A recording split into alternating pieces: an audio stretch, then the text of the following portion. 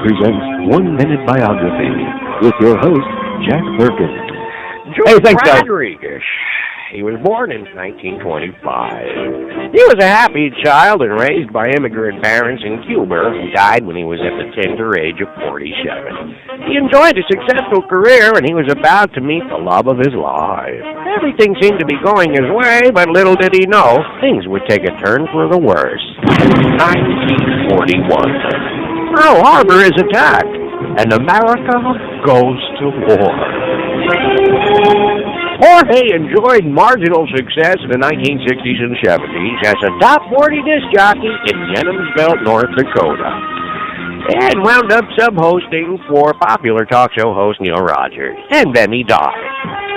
You know, it's been said that, they said something. Join us tomorrow night when Biography looks at the life of Larry Hovis.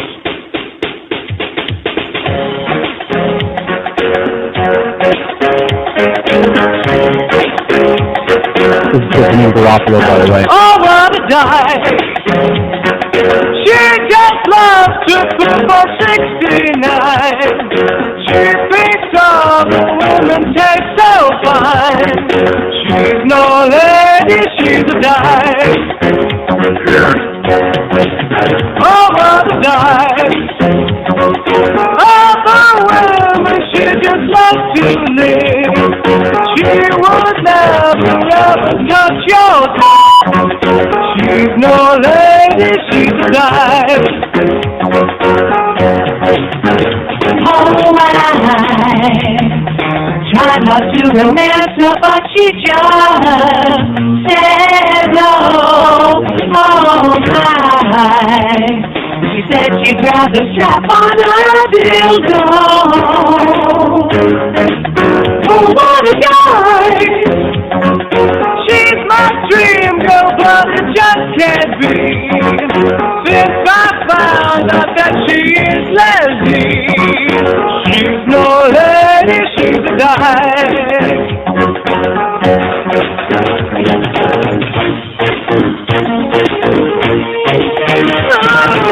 I felt so sad when I finally had to leave her, but she will never love me, 'cause I don't have a Fever. Oh,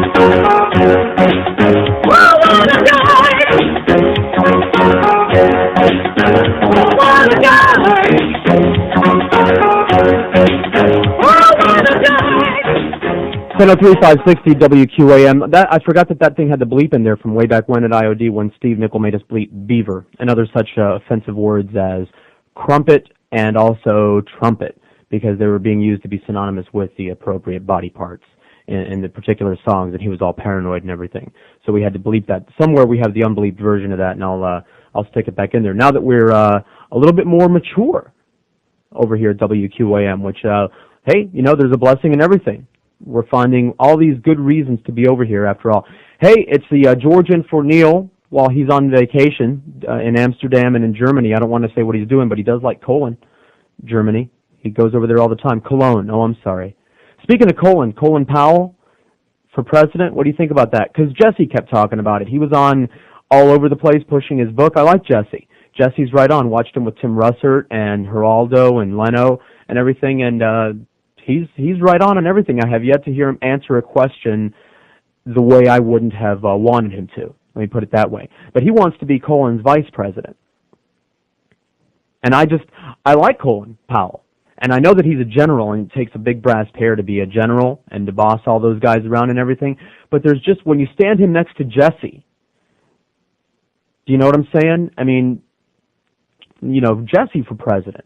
Not that it's a racial thing. Not that it's a racial thing at all, because I know that which one has the higher education. And I know which one is more used to being in a position of authority and organizing things and running things.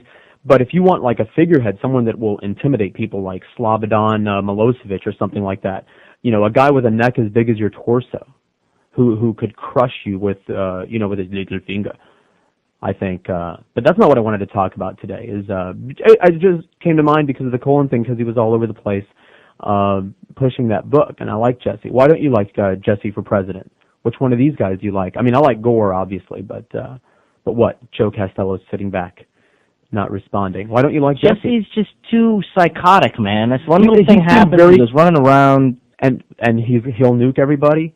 He'll nuke everybody else. What would be wrong with that? That's not necessarily bad. But what I'm saying is there have been times in the past where Jesse has really forgot about the good of the masses and thought about the good of the... Okay, maybe some people will call up and say, you know, what the needs like of the many outweigh the needs of the few. He was a veteran, family of veterans. He was a Navy SEAL. You know, I don't know. He had that potluck barbecue. I like all that stuff. I like his stand on separation of church and state. If nothing else, just that. There is no way an all-black ticket could win. Couldn't win. No. So Colin would be stupid to take Jesse as his running mate. He could do worse, to be sure. Do you think America is ready to elect a black president? I mean, you know, with the bigotry and everything that's going on out there. Not that he's not qualified. I'm not saying that at all. He just seems to me, it's like he doesn't have this real strong personality. Like I said, I know that he's got something in his pants because he's a general. You don't get to be a general by being all mamby-pamby. You know what I mean? But it's just when he's just very soft-spoken, very, you know, and I kind of want a president out there that scares the other people at the diplomatic table. Just scares the crap out of them. Can you see him shaking the Chinese ambassador's hand? It'd be like shaking a child's hand. He would just smother and crush the other guy's hand and intimidate the hell out of them. I like that he looks crazy enough to drop the bomb on people, and maybe that'll keep everybody in line, like Slobodan and everything. Colin Powell is the person responsible for George Bush pulling out of Desert Storm before we went to Baghdad. It was his word that backed us out. That's where Schwarzkopf wanted to go all the way. Schwarzkopf wanted to go all the way up to Russia, down to China. MacArthur. I like the generals that want to just finish the job, because that's what you got to do. You have to do that. You can't leave. You got to weed by the roots. You know, you got to take the roots up and out, or the weed will grow right back. Take the whole yard out. Not to mention Saddam Hussein or anything like that. But that's not what I wanted to get into today. The wife asked me, what are you going to talk about tomorrow? And I said, I don't know. Bitches! Oh, sorry, I didn't want to get that far. She goes, what about bitches? I said, well, and she almost got me there. She almost got me to answer that before today. What about bitches? Like we couldn't do a week. But I know you're not supposed to say that, because women, after all, are downtrodden, and they don't have equal rights, and that's a fact, and they don't make as much money as men for the same job, and that's a fact. And 99.9% of the spousal abuse cases is the man beating up on his woman, not the other way around. So I'm very aware of all that stuff and the inequality that exists and everything like that. But the point is, that doesn't mean that women are perfect, and that doesn't mean that there isn't a whole bunch of gripes that those of us men have about the women. And I feel like they're valid, you know, beefs, if you will. And by the way, I'm not responsible for the way things are in the world. I hate to break the news to bitches like Janeane Garofalo, who was unpolitically incorrect last night, again blaming men for everything. Strip clubs. She was going on about how it's a crime to be a fat woman in America. Well, I didn't invent that system. So, you know, why do I have to be dogged by her? I didn't invent that system. You know what? She's like, you can't get a role in Hollywood if you're not all skinny. She was talking about how CNN put Drew Barrymore and Kate Winslet out there as examples of how heavier women are getting roles, and she was all pissed off about that because they weren't talking about her. And I like her as a performer. Her material's kind of weak. She's kind of, you know, pussified about the Bible. She wants to attack the Bible, and she has to go at it in sort of a mamby-pamby kind of way. Say it for what it is. It's a piece of crap. Just come right out and say it, Janeane. Don't be afraid. She's not afraid to rip men. And what's the deal with her? I mean, she rips the fashion industry and blames that on men, which of all the things in the world that you could not blame on men, the fashion industry is one of them. That's not something you can lay at our feet. And this whole thing with Hollywood, where fat, mediocre women can't get these movie roles. Well, you know what? Women don't want to see fat, ugly women up on the screen. You've been to movies, Joe. I'll bet you have. And you're sitting there with whoever, you know, the woman du jour that day, and a fat, ugly woman comes on the screen. You know it's the woman sitting next to you that goes, what's she doing on there? If that fat, ugly bitch can be on there, I can be on there. The women resent fat, ugly people on TV and in the movies just the same way that, you know, I don't want to see fat, ugly men necessarily on TV. That's show business. For the same reason that on a radio station you wouldn't hire a hairlip. with all due respect to the hair lips out there, my best friend for more years than I can count was a double cleft palate. Loved him dearly. Larry, you should have heard him at the sing-alongs. Yeah, I love him dearly. He was my best friend forever since like junior high, and we were inseparable. But you wouldn't hire a hair lip to go and do a radio show. Like this, and people wouldn't understand him, and people would laugh. That's show business. People want to see pretty people up on the TV. It's a fantasy world. TV and the movies are a fantasy world, Janeane. That's why people don't want to hire people like that. And talk about somebody who's making it a point to look bad. She's wearing these nasty braids that it looked like she braided her hair in the dark, not to mention dressing in the dark. She doesn't dress in the dark because you couldn't accidentally accomplish what she does. No one could look that bad by accident. She has to do it by design. You know that scene in American Gigolo where Richard Gere is putting all the clothes out on the bed and mixing and matching and trying to find the outfit, the ensemble that looks just so. You know, I swear to God, she does that, but she keeps doing that until something makes her puke or makes her air sick. And that's when she goes, oh, all right, that's what I'm going to wear. So it's not my fault. It's not our fault. And number one, the inequality. You know who's responsible for the disrespect, for I believe the lion's share of the disrespect and inequality that's heaped upon women in the world? You know who I think is most responsible for it? Bitches! That's right. Because why should we respect women when there are so many women out there who have no self-respect and don't require any self-respect, don't require any respect from other people? You know what I'm saying? So that's your enemy. You should be attacking the other bitches, not me. I'm all for equal rights for women and bringing women up to the same level as men, because I believe that we'll get laid more often if that happens. You know, the empowered woman, a sexually liberated woman is a liberated woman, or did I say that backwards? A liberated woman is also a sexually liberated woman. She's not going to care about people calling her a slut because she knows that men don't get that kind of treatment, so she's going to go out there and have sex, recreational sex with whoever she wants, because men do it, and she wants the same kind of fun that men have. So I'm all for that, but don't blame me. I'll be marching in the parade with you, if it comes down to it, for what it's worth. 13 after 10 on 560 QAM. This is 560 QAM. You bitch, you slut, you whore. If you like Klondike bars, you'll love Bull Dyke bars. Hey, you, what would you do for a Bull Dyke bar? What's a Bull Dyke bar? It's a big iron bar that Bull Dykes hit men with. Say, you're a man. Ow, I didn't do anything. Oh, I guess you don't have to do anything for a Bull Dyke bar. Here, have another one. You pig. Bull Dyke bars. If you're a man, you don't have to do anything. Just hang around and odds are you'll get one. Ow, cut that. You pig. Ow. You man. Ow. You pig man. Ow. Oh, is it over? I'm sorry. You know, I'm not good at this. And it feels like Monday today, by the way, even though it's Tuesday. I guess that's a good thing, because then by Friday, it'll feel like Thursday. What am I trying to say? Whatever. It was a nice 3-day weekend. Went up to Fort Watt, dropped the kid off at the in-laws. She's going to be up there for a month. What are we going to do for a month without the kid? I have no idea. But on the way back, I got a turnpike story, a rest stop story about Pomeranians. Rest stops and Pomeranians is the name of that story. And by the way, speaking of Bitches! I'll be playing that in its entirety, as much as we can, that is to say, a little bit later on. Maybe after the next break, the Insane Clown Posse, Bitches, which I know no other radio station is going to play. And for the people that don't understand what the whole deal is with George and the music, which, by the way, I have yet to play something on this show that I haven't gotten a lot of positive response, or a little, on the Vmail and the email, nevertheless. And that's the whole idea. I want to play some stuff that you're not going to hear on the radio, or you haven't heard on the radio in God knows how long. That's the whole idea. The guy called up Neil and was talking about my taste in music. You know, he heard the 80s show, Flock of Seagulls. That was one day I played an 80s show, because we don't hear the 80s music like that anymore, and he figures that's my taste in music. I like everything, sir. I like America, because that's what he mentioned. That's no America.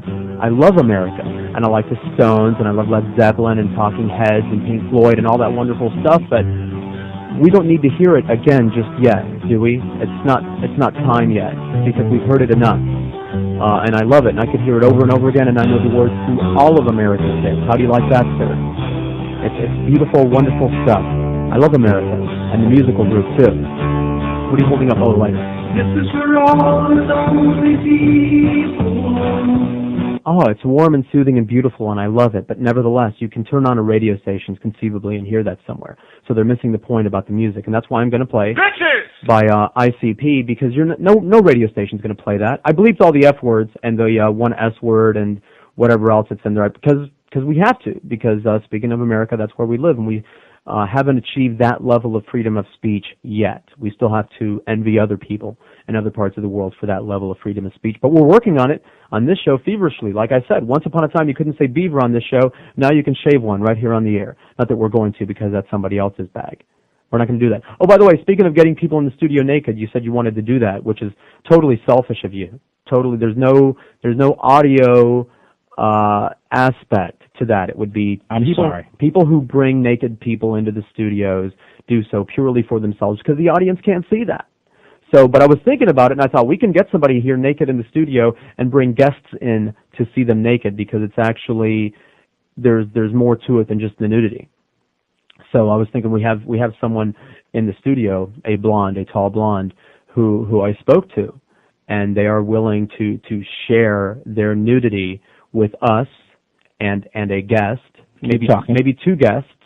We could bring them in for lunch, the guest, feed them lunch, maybe find some kind of a door prize or something like that for them, and they can get a show, lunch and a show, and a door prize. And this person, this coworker of ours, will share their nude genitalia with this person. Okay? What do you think about that? I'll give you a hint who they are. They have 20 or more piercings on their genitalia. You know, somehow I don't think that's a good idea. You can turn away. What do you think? Do you think there'll be any takers out there? All right, it's Carlos. It's Carlos, who is a walking fashion plate, but nevertheless, he has more piercings on his body than Miami's Got Cubans. The most vile, the most disgusting, the most...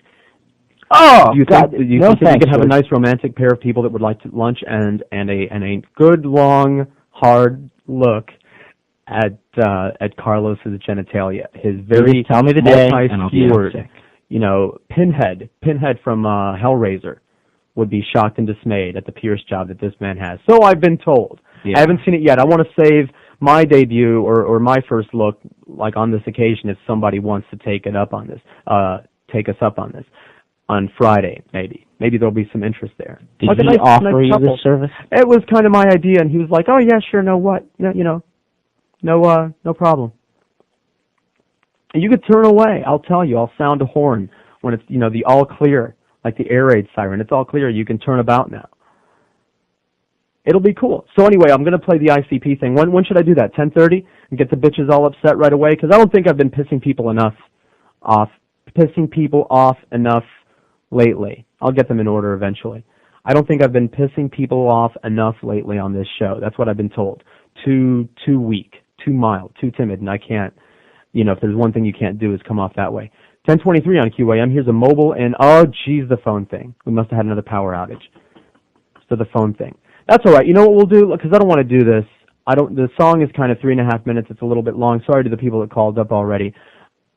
Because I don't want to go through this on the air, because we're sort of coming up on a break, and the song is long. So we'll just do this during the break. How's that? And then I'll play the ICP right out of the break. I want to give people a little bit of a heads up. If you know women that are like hypersensitive or easily offended, get them to the radio very quickly, because I'm going to play an incredibly offensive anti-woman song, but it's funny and it's a good jam, actually. I think I played it for you. It's kind of funny and it's offensive, and it'll get everybody all whipped up and pissed off, but you got to kind of take it for what it is. These guys obviously want to get some attention by taking this position in life, and we're going to give it to them. It's 10:24 on 560 WQAM. What the hell? What is it? Wait a minute. What is this? Bitches!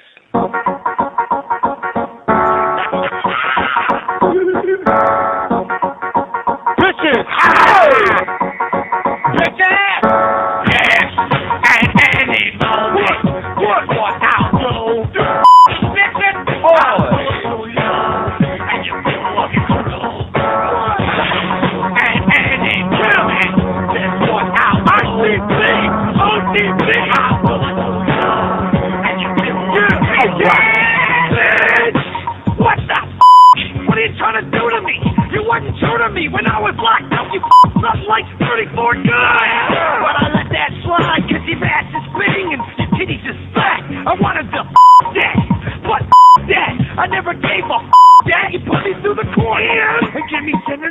So I said for 9, I'm going for your knees. I'ma blow 'em up, give your neck a squeeze. And she's standing there, I'ma be like, bitch.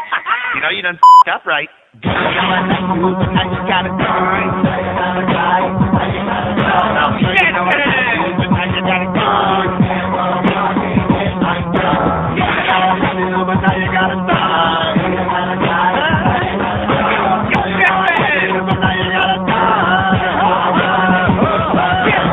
About bitches, I'm f***ing them. Please no fat bitches, I'm f***ing slim. Unless it's one of those nights I'm smoking my shit. I don't care about how I'm f***ing it. How much it costs, big fat crackhead? Ain't trying to hear all the words you say. 5 minutes, bitch, and I came. Your name is from where you came. Work. I don't give a bitch. I would kill you. You, Shaquita. You, Belinda. You too, Passion! Oh! Bitch! I love you, but now you gotta die. And it's all man. I love you, but now you gotta die. I love you, but now you gotta die.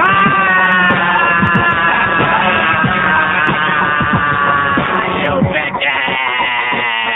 One thing I can't stand is these bitches trying to take my riches when I ain't even got none. I never lied. You knew what I wanted all the while. What? My in your vertical smile. Yeah. We kiss and hug and snug and tickle, but the bitch wouldn't even buff my f***ing pickle. She everybody else in the place. It's all good. Now let me headbutt your face, bitch. I love you, but now you gotta die. Bitches. Girl, you know I love you, but now you gotta die. Bitches. Girl, you know I love you, but now you gotta die. You gotta die. Girl, you know I love you, but now you gotta die. Girl, you know I love you, but now you gotta die. Girl, you know I love you, but now you gotta die. Girl, you know I love you, but now you gotta die. Girl, you know I love you, but now you gotta die. Girl, you know I love you, you dumb bitch. 10:30, 560 WQAM. Well, now I know this town is totally dead, and there's no one here. There isn't a line on the board. Are these things working? Are they on? Yeah. The lines are working. Not one pissed off bitch in the audience that I played that thing. I mean, I can't imagine anything more offensive than that. Joe Costello was hiding under the board. I'm pretty pissed off. You were going to get yeah, you're pissed off. You were going to get up and lock the door. I think you were afraid some of our coworkers might come in here and take an axe to us over that thing. So the bottom line is, do these guys have some genuine issues here? Is this legitimate? Do they have some real legitimate gripes, or are they just sounding off really loudly, trying to get attention, trying to get people to play their stuff like I just did there? My point about the bitches, about the women, is that sure there are double standards and women get the end of the stick more often than not, but nevertheless there are double standards that work in women's favor, and I'm not responsible for any of them, by the way. I mean, I'm sorry. It was that way when I got here, as far as the system and everything goes. But as far as that glass ceiling thing where the women can't get promoted and this and that, I don't know too many guys, with the exception of CT, who have a chance of getting ahead in career life by a blowjob. Most of us don't have that option, getting ahead by head, so to speak. And the danger thing, and let's not even talk about picking up the check. Women want to make as much money as men, and they deserve it. But we're paying for everything, at least while we're dating and everything like that, picking up the check. And there's also the danger thing, which doesn't come into play a lot, but nevertheless, you know in the back of your head, if you're a guy, that if a dangerous situation arose and you're out with your woman, like you're out at the club and everything like that, and all of a sudden a mountain lion comes barging into the club, the women get to run away. And no one will think anything less of them. You've got to stay there and pull your Bowie knife and wrestle the mountain lion like Daniel Boone. You have to. And if you run away, if you hide, if you let some other man fight the mountain lion, they will be calling you names. The bitches will be calling you faggot, won't they, Joe Costello? You got to stay and fight. If there's some danger or something like that, you have to stand up to it. You don't have the option, or you'll be branded a coward your whole life, and that's fine. That's the way it is. So it's not like this easy street. Being a man, you get all these responsibilities, and you also don't get to scutch your way through life being a man. It's an insult. A man that lives off his woman. There are words in Spanish for those men who live off of women, gigolos, chulo, that's what it is. Men who sponge off of their women. It's socially unacceptable, but nobody thinks anything about women who do absolutely nothing for a living except, what? Nothing. Like Eddie Murphy said, there's nothing I can say that he didn't already say in that, what was it? Was it Raw or the one before it? About the women, like if you're rich, if you're a housewife and you're actually taking care of kids and cooking and cleaning, then you are earning way more than your keep. No question about it. But if you're married to a guy and you have a maid, like he used Johnny Carson's wife as an example because she's got a multi-million-dollar settlement. What are you doing except f***ing your husband is what he said. And that's worth millions of dollars? I mean, think about a bargain like Al, if I may plagiarize Al, again, as I often do. When he was quoted, and mind you, this was in some woman's magazine, they had his picture and a quote by him talking about prostitutes, and they had it on a villains page, like, here are some things that men said that pissed us off, and they have him on a page with all these people that they don't like. And he said in the quote, I don't pay prostitutes for the sex, I pay them to leave afterwards, which is genius. That's what it's all about. That's beautiful genius. If only they would leave afterwards, there wouldn't be any prostitution. Anyway, got some calls now. They're starting to drop off. They're very impatient now. Mobile in Boca, hello. Yeah, how you doing there? I'm doing all right, sir. How are you? Well, pretty good. I got to tell you that my dad told me many years ago, and I just realized in the last 3 years that he was probably right, that if men are going to keep up with women, they're going to have to work a lot harder and be a lot smarter. And the reason why I say that is that I've the last 3 years surrounded myself with women that some people would consider to be a bitch. Yeah. But I've realized that they are inherently a lot smarter than we are. I think so. But except they could have ruled the world. They could have taken over the world a long time ago, but for some reason they haven't. Well, they do own more than half of the world's wealth. Yeah. So in a way, they make. So what's with the inequality? Why do they continue with these which are out there? I mean, those factors are real. The glass ceiling, and they do make less money, and the whole spousal abuse thing. Why haven't they stood up for those things? Well, I think there are a lot of women, more than what you would imagine, that do make as much or more than men do. I happen to know a number of them that do. When I say number of them, we encounter it in our lives. We encounter women that make more money, but every time the statistics come out, every time they're still making less for the same job. Well, we are going to average it all out. Well, when they're an hourly wage or they're on a job that they're paid not on an hourly basis, they're going to get paid less because of the fact that they have more interference in their life with regard to taking care of their family, taking care of their husband, taking care of all their other things that they got to take care of. Plus, they got to work, so they can do 50 million things at the same time. Where perhaps you and I can focus on you being on the radio and doing what you do, and I do what I do, and I can only do one thing. Right, that's it. We get home, we're a wreck, we're a mess, we're worthless. But they can do, most good women can do many, many things at one time, and we often don't give them the credit for it. The thing with women that are very productive, most men are challenged by them, and they consider a lot of them to be a bitch.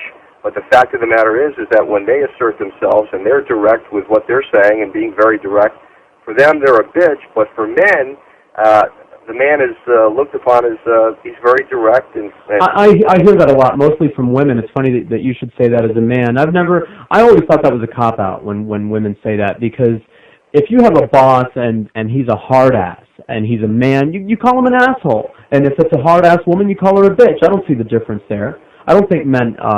we accept like an overbearing boss more readily if he's a man. I don't buy that. Well, the women that don't take the position of, look at me. I mean, you're putting on me. And, I mean, making it difficult for me and so on. Those women that just do what they got to do are the ones that survive very well or better than a lot of men do. Okay, thank you, sir. Right. We got some calls. I want to get through them before they expire. Fort Lauderdale, hello. Hi, how you doing? All right, sir, how are you? All right. I don't know how you qualify that as a good jam.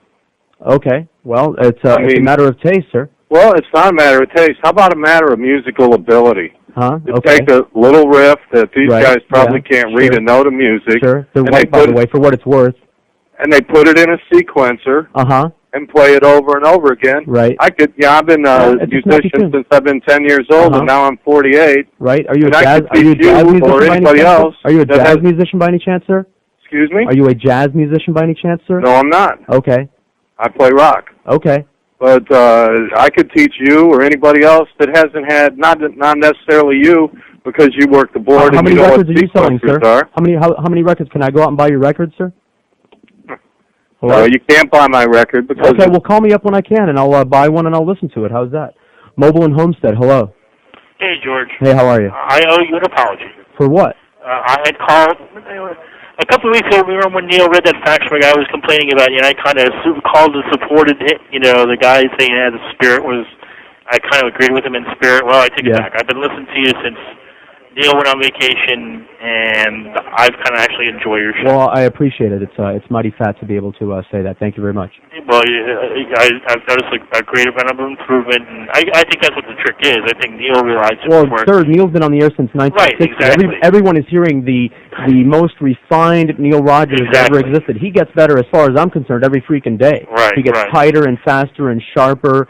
And we're talking about a master at the top of his game over there, exactly, who I've never heard anyone even come close to, and I don't, you know, when I'm 50, let's see how I sound. That's all I got to say. Right, but I think he noticed exactly what, you know, it took time for other people to notice that you do have talent, you know, and it's going to grow and it's going to take time, but yeah, I'm definitely starting to enjoy your show there. Thank you, sir. One quick thing. I know you don't take requests, but you played that Phil Henry rafting thing the other day. Are you going to play that again? I don't know.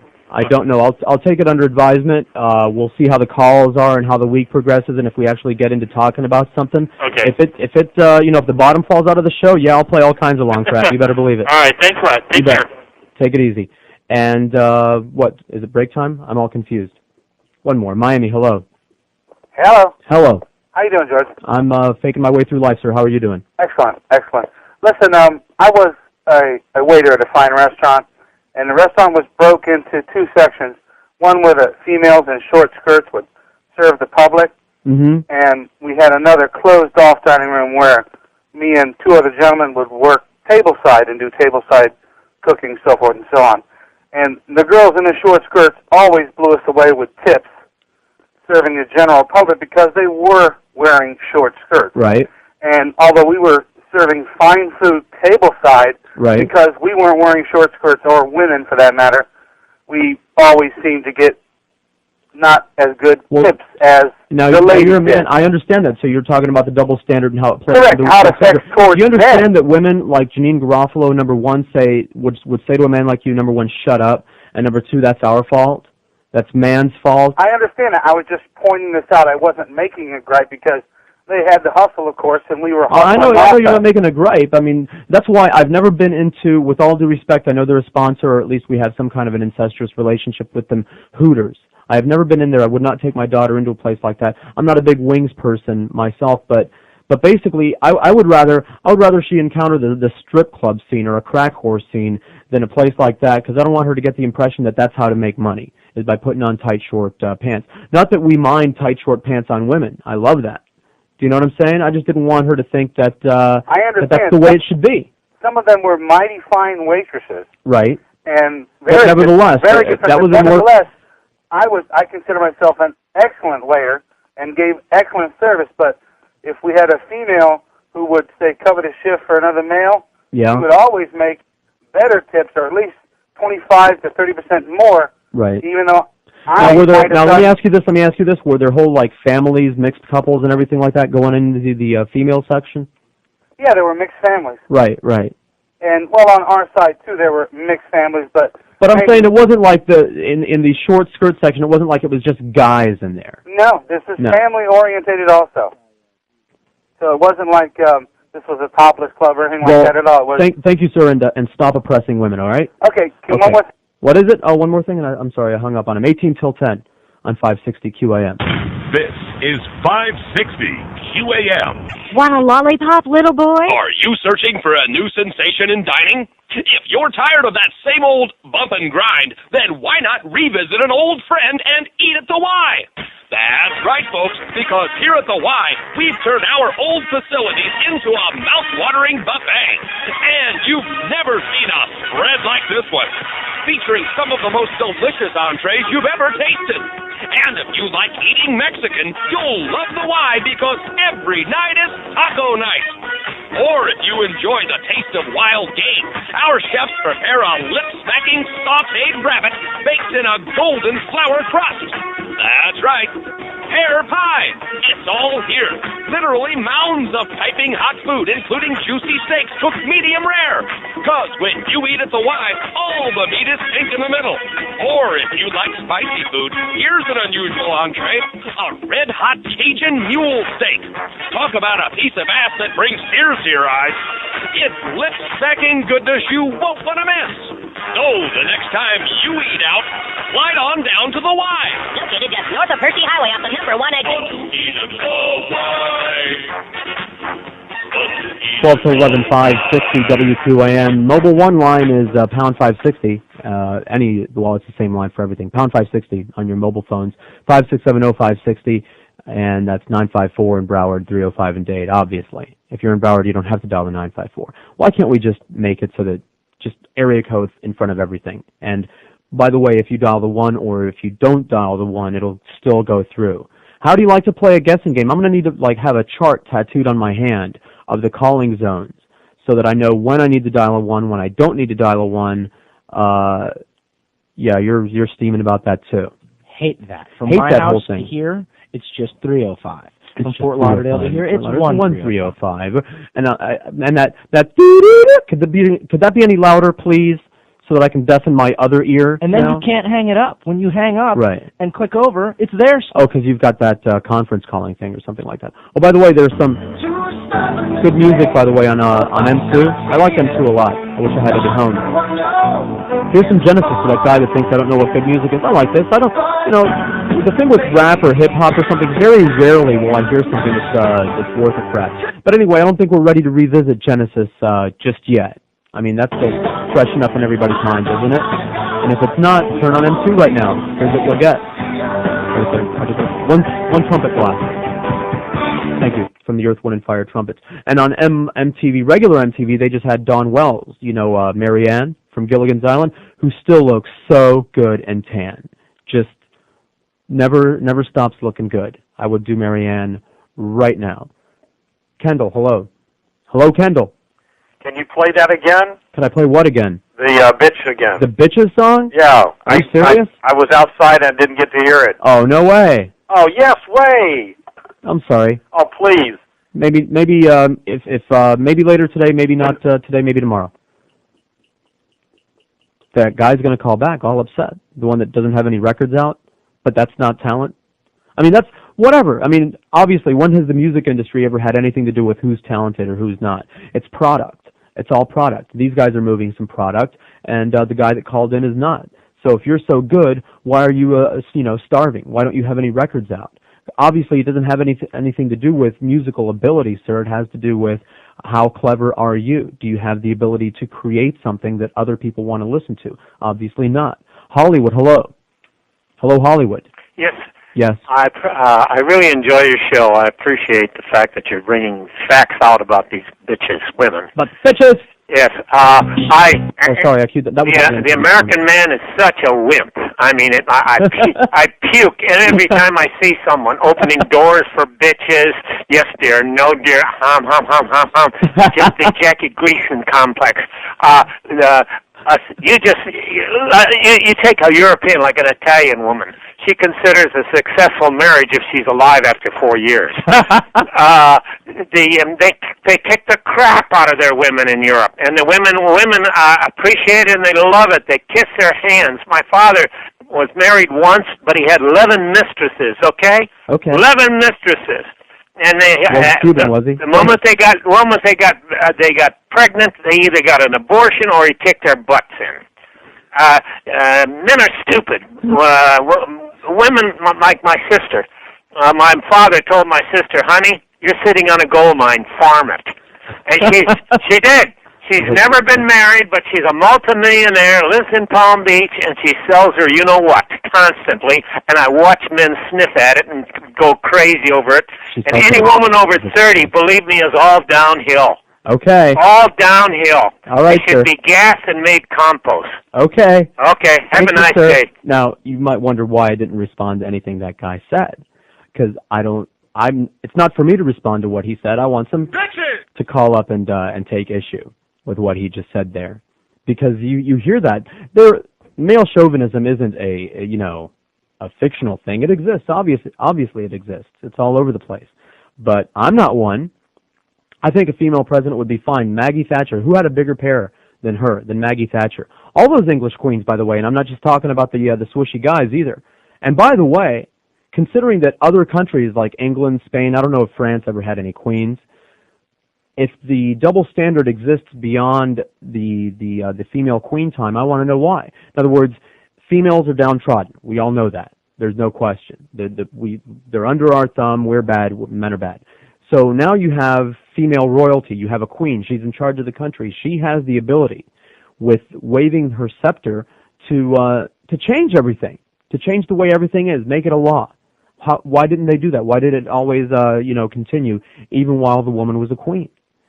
And they had a bitch on the throne, basically. Why did? And by the way, same thing. The CEOs, the women who do climb the corporate ladder by whatever means. I'm not going to accuse anyone of using anything to get ahead. But nevertheless, there are women out there who are at the top of their game in corporate America. They've had studies. They don't hire or promote women more frequently than their male counterparts do. They enforce the glass ceiling principle on their female coworkers just as readily as the males do. Why is that? I didn't make that up. That's the statistic. Even in companies where they're headed by women, the women still say that they have the same kind of a difficult time climbing the ladder, a more difficult time than the men do. And it's not, I don't know if you've ever been called into one of these meetings, Joe. I know I never have. The meeting where all the men get together and plot and scheme about how we're going to keep women down and how we're not going to let them get promoted to this job. Did you ever get invited into that meeting? I never was. I've been lower level management, and I have yet to be called into one of those meetings, that secret behind closed door meetings where the men get together and collude to keep women down. It's an upper level thing. Is it an upper level thing? I don't. I've spoken to them. They deny it. They deny it. They go, no. We're not. I just don't think it happens. Quite frankly, I don't think there's a plot, in spite of the Janeane Garofalos of the world. I don't think there's this big, sardonic, insidious plot to keep women down in corporate America. I think that what there is testosterone. Testosterone makes you driven, and a lack of it makes you not as driven. That's all. And don't blame me for that. I didn't invent biology, but the same chemical that coursed through the caveman's vein that made them better at fighting other cavemen and hunting and stuff like that, it gives you an edge in the workplace. And that's why I think the women have to try twice as hard. That's just my theory. Testosterone's a real thing. Is estrogen not a real thing? Is that not a real factor? You've been in a relationship long enough to know that. It's a real thing. I'm not making that up. Hormones do have an effect on your personality. Mobile in Miami, hello. Hey, George, how you doing, buddy? All right, sir. Listen, I have two songs for you. I don't know if you've heard them yet, but one of them is off did you ever see the movie Jawbreaker? Yes, we just rented it, as a matter of fact, last week. What'd you think? No one got naked. Well, Rebecca Gayheart did not show us anything. That's what I thought. I like the other one. Marilyn's girlfriend? Rose McGowan? Yes. I really wanted to see. You know she's putting on white makeup. She's painting white out all over her body. No one is that white. She's whiter than Joe's shirt right now. You think so? I swear to God, she has her blood drained before she goes onto the movie set, just to give her that pallor. But go ahead. Well, listen, the song from there, from Imperial Teen, called Yoo-Hoo. Okay. It's actually a pretty good song. If anyone has that soundtrack, Tracy Neely, I sure would like to have it. Yeah, it's from a band called Imperial Teen. It's they played the song twice. It's when I'm sure I know what you're talking about. They had a lot of good songs during the course of the movie, I thought. And week. Also, a couple of the other songs, Smack My Bitch Up. That's you can play that Smack as well. My Bitch Up. I have that in here somewhere. And and I personally want to say that there's nothing wrong with giving your girlfriend every now and then an open-handed slap to the mouth. Oh, come on, guy. All right. Now, see this guy, the crazy old man before, he was being he was being funny, I thought, but this guy's seriously suggesting that we should take and use physical means to keep our women in line, which I'm not going to let that go unchallenged. That's just wrong. Those of us who are real men, by the way, we don't have to. We don't have to. Why? Because there's no shortage of bitches in the world that'll do whatever the hell we want, no matter what kind of assholes we are, and you don't have to smack them around. And I think that's the real enemy right there. The biggest impediment to the success of women gaining equality is other bitches. If let's say you're like a typical male chauvinist pig and you have no respect for women whatsoever, can you still get laid, Joe Castello? Hypothetically, let's say you're the biggest chauvinist that the world has ever seen. Are you going to get laid? Absolutely. Absolutely. Why? Because there's no shortage of women who will tolerate your scummy chauvinistic ass. And there is the downfall. As long as there are women with no self-respect who will have sex and breed for these chauvinistic pigs, why should we change as men? There are more women in this country than men. If they wanted to be led by a woman, they could have done it. They could have put one in office, they don't. And so on. And by the way, people always said they could withhold sex. Women should withhold sex. No. Don't withhold sex. Withhold reproduction, because you know what? Men don't want to reproduce with these hoes and bitches who will. There's no shortage of women who will have sex with scummy guys for money or for whatever reason. But men don't necessarily want that woman having their children. So that's where you draw the line. It's like, I'm not going to breed on your chauvinistic ass. Evolution is in the hands of women because they're the quality control of the human race. They get to choose who we get more of in the next generation. And I say they're making really crappy choices. It's all their fault, Janeane. It's your fault, Janeane. 2 till 11 on 560 WQAM. Ed Kaplan knows the scores. Starting at 10 till the last game ends. Weeknights only on Sports Radio 560 QAM. The Neil Rogers Show on 560 WQAM Miami, Fort Lauderdale. How I love to lick a clit, and that is why I become a singing lesbian nun. Sister Mary Catherine was so impressed with what I'd done, she gave me action with her son. Can you conceive for safely that this song went to #1 because I was a nun? Found a way to make some cash and hope the royalties will last, because retired nuns don't get none. I never made it that big because I didn't look that great, so I got me a new habit, doing drugs and getting laid. Had my one and only hit, and then the Vatican got pissed. The Pope said, there's my vig. Now that I'm dead, I can reveal how much I wanted Sally Field to go whistling in my wheat field. Who's that song that guy requested? The Prodigy song.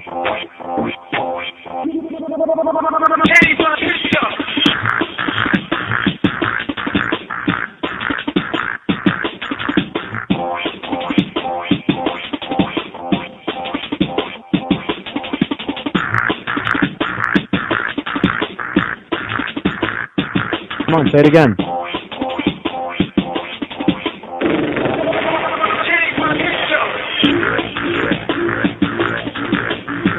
All right, that's enough. I just wanted to prove that I had it around here somewhere. We have such a mishmash of no rhyme or reason CDs and crap in here. It's unbelievable. 4 after 11, 560 WQAM, 5670560, pound 560 on the AT&T wireless phone. I guess it doesn't matter if the week starts with a Tuesday, it's still a Monday. You still have to get the electric paddles out and zap the audience and shock the audience into shape. And I guess it didn't work. I really thought that bitches would have the lines filled up with bitches. Bitches! But not a single one on the line. No one's called. I guess we have no female audience. The old man's been saying that for years, and I think he's absolutely right, unless we're giving something away. But I thought we were giving something away. You mean there's no women out there that want to come in here and have lunch and see Carlos's piercings, alone or with somebody? 20 or more piercings. Oh, I agree wholeheartedly. But it's a freak show. People go to the sideshow at the carnival, do they not? See the two-headed calf and, whatever, the Siamese fetuses in a jar, etc. and so on. Well, this is along those lines. He got some new piercings today, by the way, he was showing me this morning. On his neck. Posts across the back of his neck. And I asked him, are you going to drill holes through your nose like I've seen and put the studs through there? And he said that he would, but they would probably give him a hard time here. They Look have at me, please look at me. Please look at me. Okay, I'll point and stare. I'll elbow my daughter and say, "Look, honey, a freak." So it's a freak show. We could have Freak Show Friday, Freaky Friday, and lunch, free lunch, and a show. But nevertheless,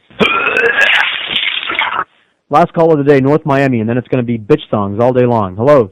Hey, George, how you doing? Doing all right. You're doing a great job. Thank you. The whole problem, why I don't endorse meeting women by any means, but the reason that it's such a problem and it's such an urge amongst men is because when you're a little kid, you're told don't hit girls. Right. So girls don't learn when not to cross that line. They never learn where that line is.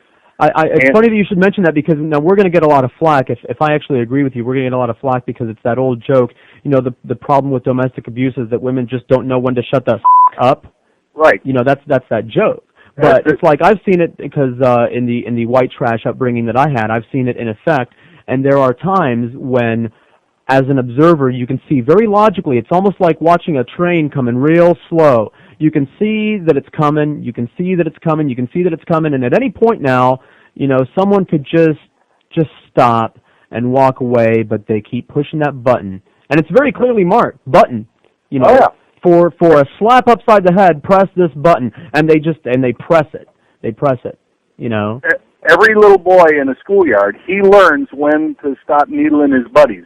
You stop right. Just a second before the stars. With the guy thing, and we have to exercise that control with each other. For example, as a little guy, I'm a little guy. I can see where it's coming. You know, if you disagree with a friend or with acquaintances or something like that, and you're getting each other more and more pissed off, you can tell at what point one more comment is going to get you smacked in the face. Exactly. You know what I'm saying? As a man, I have to say, you know what? This guy's twice my size. His fist is bigger than my entire head. I had better stop while I'm behind and while I'm not bleeding out the face. That's the whole problem. And, they never learn. Well, maybe if you smacked them around some more. No, I better not say that. Although, you know, apparently there are no women listening. This could be that meeting that I was talking about where we can talk about conspiring against women and keeping them down because there isn't a single woman out there that's going to respond to anything going on here today. Well, they don't have an argument against it, for one thing. Oh, okay. Everything you're saying. Hear that, women? This guy says you don't have an argument. Thank you, sir. Okay. See you, George. All right. You bet. Mobile in Miami, hello. Hey, yeah, hello? Hello. Hello? Yes. Hey, where's Neil at, man? He's on vacation, asshole. I said that at the beginning of the show, putz. Go masturbate with somebody else's show for a while. Mobile in Boca, hello. Hey, George, how you doing? All right. All I got to say is that if a guy ever hits a woman, he's just very, very, very, very weak. Well, yeah, I got to admit that. I mean, there's no reason, no matter how many buttons are pushed. There's no reason. You can just leave. But they know, especially people in relationships, when you get to know somebody, you know exactly how to hurt them, exactly what's going to make them feel worse. But see, that's just it. And by the way, it's a two-way street, except that men aren't allowed to hit back, you understand. But it doesn't matter. I know. I've been hit by women before, and sure. they cross we that all line. We all have. You just have to stand there and take it, like even if your wife is twice your size. Go ahead. But you know what the answer is to all of it? It's just more live dead. What is it? Oh, live dead. It's the live dead guy. Get a life, sir, please. Go. Jerry's dead. No one told you. Jerry died. Miami, hello. You suck! Okay. Have fun laying in the street. That's those people. By the way, we will be talking to our good friend from Unsubbed. That was vandalized, by the way. Go ahead and call back. That's a horrible thing. I heard about it. I didn't see it on the news or anything like that, but nevertheless, he was vandalized. Some anti-Semitic and homophobic comments were spray-painted on the guy's business downtown, which is a crying shame. But hey, more fun, more wacky fun in South Florida, or I should say Southeast Florida, so that the people in Fort Myers don't get all upset at me. Now we have to be totally politically correct for the Fort Myers crowd. 10 after 11 on 560 QAM. Only one South Florida radio station has the hammer, and you're listening to it. Goldberg, weekday afternoons at 2, Sports Radio 560 QAM. We're not talking about women. Yes, we are. All day long. Women with big hair and optional underwear. The women who are hollow. Women who swallow. Women who like to blow. Women with a pony, hook down nose. Women who have no self-esteem, women who don't like my cellulite, and women who like it on their knees and don't seem to mind pecorino cheese. Come on, baby, help me build a bridge to my desk. Women in a spring dress, women on the edge of my best, women with big lips, and women with pasty hips, women who have no brains, women who like golden rings, women who like to pull my thing with hygiene that makes the whole room stink, women who dress like tacky slobs and go down Colin on my knob. Oh, yeah, women, god damn it. 11:15, 560 WQAM. Boy, tapped into some hidden hostility in Joe Castello here, I think. Because we were agreeing with, there's a point, like, for example, already we know each other well enough, and I know that you and your male friends know each other well enough where you know that there are things that if you said them, bam, you'd get hit right away. Because you know where the line is, you know what bothers the individuals that are your friends. And certainly people who've been dating or who are married know that about each other also. So the point is that that's why we wouldn't say these things to each other as men, because we know that we would get hit. Even if it was a guy, like, you're the bigger guy. Let's just pretend that I'm 7 feet tall. I wouldn't say that stuff to you because it'd still get you hit. Even if you were 7 feet tall, little guy, you'll go wild and start swinging if you insult their mother or whatever it is, which is funny. How is it that men supposedly disrespect women as much as women say that we do, but they all love their mother? At least some people do. It doesn't reconcile whether they love their sisters or they love their daughters, but at the same time we're accused of seeing women as and treating them as if they were inferior, which I don't see that going on a lot. I don't consider these sexist jokes necessarily sexist. I mean, I hear sexist jokes from women. Women talk about jokes talking about men's all the time. You've heard that, right? You've heard women telling jokes, dirty jokes, sexist jokes, and things like that. I know I have. And I'm not talking about women who I considered pigs. We're talking upright girls in the crowd, coworkers, kind of things, etc. and so on. But nevertheless, apparently no woman is going to call and defend their gender today. Too bad Janeane isn't in town. I'd have her on the show as a guest or something like that, because here's a woman who she just can't stop. No matter what show she's on, Roseanne, well, I mean, what are they going to talk about on the Roseanne show, etc. and so on. And I just, I would like the opportunity to tell her, hey, bitch, back off. I didn't create this world. I didn't make this world the way that it is, and I'd be happy if you women went and made it somehow differently, and they have the power to do it.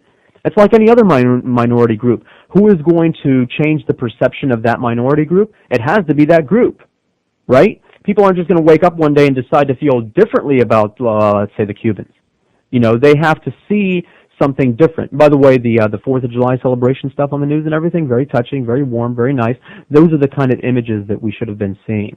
The refs wearing their American flag shirts and everything like that, and holding their arm in the air and waving the flag and saying, "Thank you, America." See, those were the images that we needed to be seeing, not the people laying in the street. But I'm not going to get into that. Please, let's not. By the way, speaking of Cubans, we were going up to Fort Watt, which is north of Gainesville, about 30 miles north of Gainesville, leaving the daughter with the in-laws, and I saw a sign, a real estate development was going up, and the sign was the same real estate developer that bought up the mountains in North Carolina and bulldozed the roads in there and parceled off the lots and everything.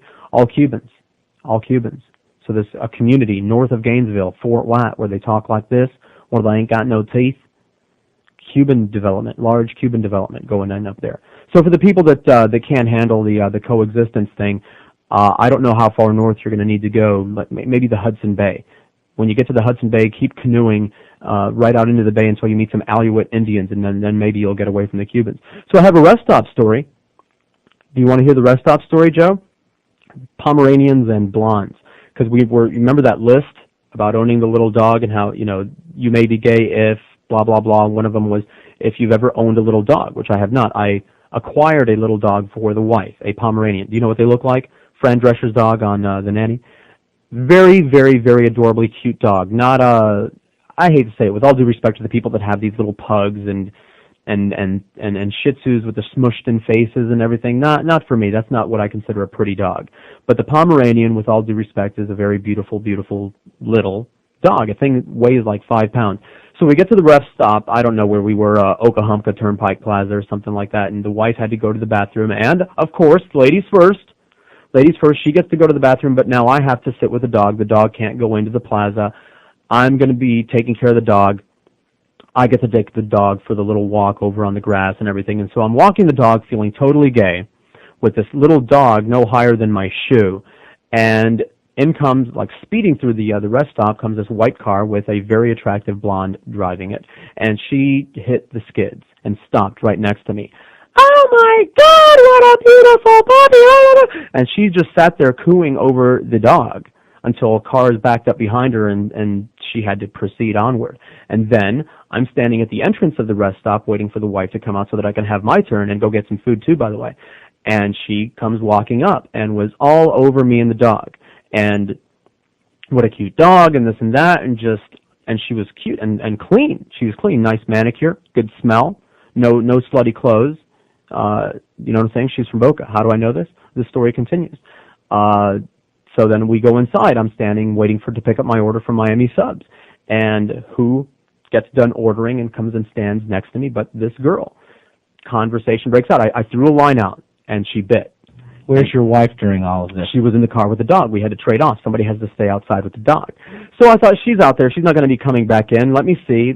You got to keep the skills sharp. Right? You got to keep the sword honed. So I threw a line out there. She bit, and dude, it was a wonderful. You know the body language, the verbal language, and everything. We were going along very nicely. She lives in Boca. She's got 3 dogs, etc. and so on. She was at Orlando. See all the information, and I looked like crap. My hair was, traveling when you're road tripping, you look like crap. I hadn't shaved in 4 days. Remember that big boil that I had on the side of my nose? Well, it finally erupted. I had a scab that looked like a giant blue cornflake on the side of my nose. My hair was all over the place. I was wearing a dirty-ass T-shirt, and still, it was coming along very nicely. I think it could have gone somewhere, and all because of the cute little dog. And I'd never had that kind of a response from a dog before. So she was a dog, or? She was a dog girl, doggy girl. So when can I borrow the dog? We're going to be renting it out to you, $100 a day. $100 a day? Hey, listen, you can't put a price on. Oh wait, you can? I'm sorry. I take that back. Well, I got to make some money out of it somehow. Seriously, great response. And I've been walking with some really attractive dogs. That's one thing that I'll say for the Cracker stepfather, is that he had some really nice dogs. One of them was a Malamute with a brown and a blue eye and just a really nice striking face. And it got response. Girls would want to come over and pet it, but nothing like this. This was an incredible response. So it might make you gay to have a little dog, but it'll sure as hell get you laid as well. Miami, hello. George! Yeah. What's up, sir? Nothing, sir. Nothing much. Jumping off the subject a little bit about that guy with the stuff on his wall from Unsubs. Oh, yeah. That's depressing. Channel 10 had a report on it, and they actually had the audacity to connect it with his commercials on the Neil Rogers show. Well, that's what I think they've actually wrote something to that effect on there, or there were calls or something like that. Right. We'll hook him on. The letter that Neil was saying that all his sponsors were getting about, the Christian whatever. I don't know if anybody's ever graffitiized one of our sponsors before, but we've certainly had a lot of incidences where our sponsors got harassing phone calls. I mean, just a handful of them every now and again. You know how people are. Well, I mean, this is just ridiculous. I mean, this has gone too far, really. Sure. I mean, I wonder what Neil's going to say when he comes back about Channel 10. He's going to say it's horrible. A new hole. Well, that's what, I don't know if it's Channel 10's fault. I think the guy, well, we're going to talk to him and get the straight dope. But Channel 10 was the only one that did it. None of the other stations that ran the story made that connection. All right. Well, I think the graffiti itself or some calls that the guy got actually made the connection. So if that's the case, then that's accurate newscasting. Oh, well. Right? I'll take it under advisement. No problem. I mean, I don't know if that's slanting things the wrong way. Obviously, why would they call him a fag lover and a Jew lover, the guy down there at Unsubbed, which is what they wrote on his wall, if he wasn't advertising on the Neil Rogers show? I don't think the guy is gay and or Jewish. I don't know. He might be Jewish. I forget his last name right now. Is he Jewish, Joe? Fleisch. Oh, I'm sorry. Well, then he isn't a Jew lover. He's a Jew. So, but that's what they wrote, is Jew lovers. So nevertheless, obviously they didn't know that he was one. Homestead, hello, or is one. I guess he didn't George, stop. Hey. Hey, you know what's worse than a bitch? What, me? Mobile and Pompano, hello. We don't talk to those little children, Joe. Yes. I'm 6'7". I weigh about 270, and my wife has a little Pomeranian. And whenever we go to the mall or shopping or on trips or something like that, I always want to take that dog. I have never seen, and again, I was always dog person everywhere. I've always had dogs everywhere, but nevertheless. But I mean, the girls that come up. Oh man, I think I could have had her right there in front of. And there was a guy standing there, I guess, waiting for his wife to come out, and he was standing there shaking his head, going, "Where can you get one of those dogs? I should have gotten one of those dogs like 100 years ago." Yeah, my wife always accuses me of saying, because when I walk it around the outside of the mall or the shopping center, because you're out there just to look at the girls. Right. I'm not stupid. No. I think I'm going to be taking that dog for some walks. I never have. Have a good one, George. All right, take it easy. Oh, we have a lady. Is she pissed off and fired up? Lady in Boynton, hello. Hi, George. Hi, how are you? Good, how are you? I'm doing well, thank you for calling. I'm the girl who called you last week in regards to that bumper sticker, that one that, totally made us laugh. What would Jesus do? And then it was remember that? Yes, I do. Sure. I just saw another one. Stand up for your gender. Hang on a second, I got to tell you this other one I just saw. Can't nobody do you like Jesus. I mean, what do you have? I don't have to say anything about that. How's that? Double negative. Yeah, but still, I mean, that sounds a little bit pornographic. Exactly. Can't nobody do you like Jesus. Can't nobody do you like Jesus. Double negative and an under meaning to it as well. Yeah, I read the Bible. Jesus never got no nookie, according to the good book. Yeah. All right, in regards to what you're saying, I don't think any woman would fall for any old line. I mean, what was your line to this one girl? To the girl? Yeah, what was the line? Oh, the opening line? Yeah. Well, after the dog, I didn't have to use the opening line because she was cooing about the dog. When she came up to pick up her order and she was standing there next to me, I just said, "Oh, hi, how you doing?" She said hi, and she had a necklace that had a Miami dolphin on it, and I go, "Miami, South Florida?" She goes, "Boca." Oh, and Hollywood, and then one after another. You know how it is. You know how the rap goes. Yeah. But all they have to do is respond to that one opening line by answering it, number one, turning their body towards you, eye contact, the whole thing, indicating by all of that yes, I will have a conversation with you. And we did. It was bonding. I can understand that. But I know it was the dog. Trust me, if I didn't have that dog, I would have looked like any of the other dirtbags that was standing at the rest stop. And trust me, I looked like a dirtbag that day on Sunday. Or any other given day for that matter. But anyway. All right. Well, maybe it was the dog. But I don't think the dog had magic powers. I don't think it always works, though, George. I know. I don't think it always works. But don't you understand that that's the hardest thing for us to do as men is to get the initial conversation going, the ice breaking? It also is where was she in her life, to be able to do that? I mean, is she happy with herself?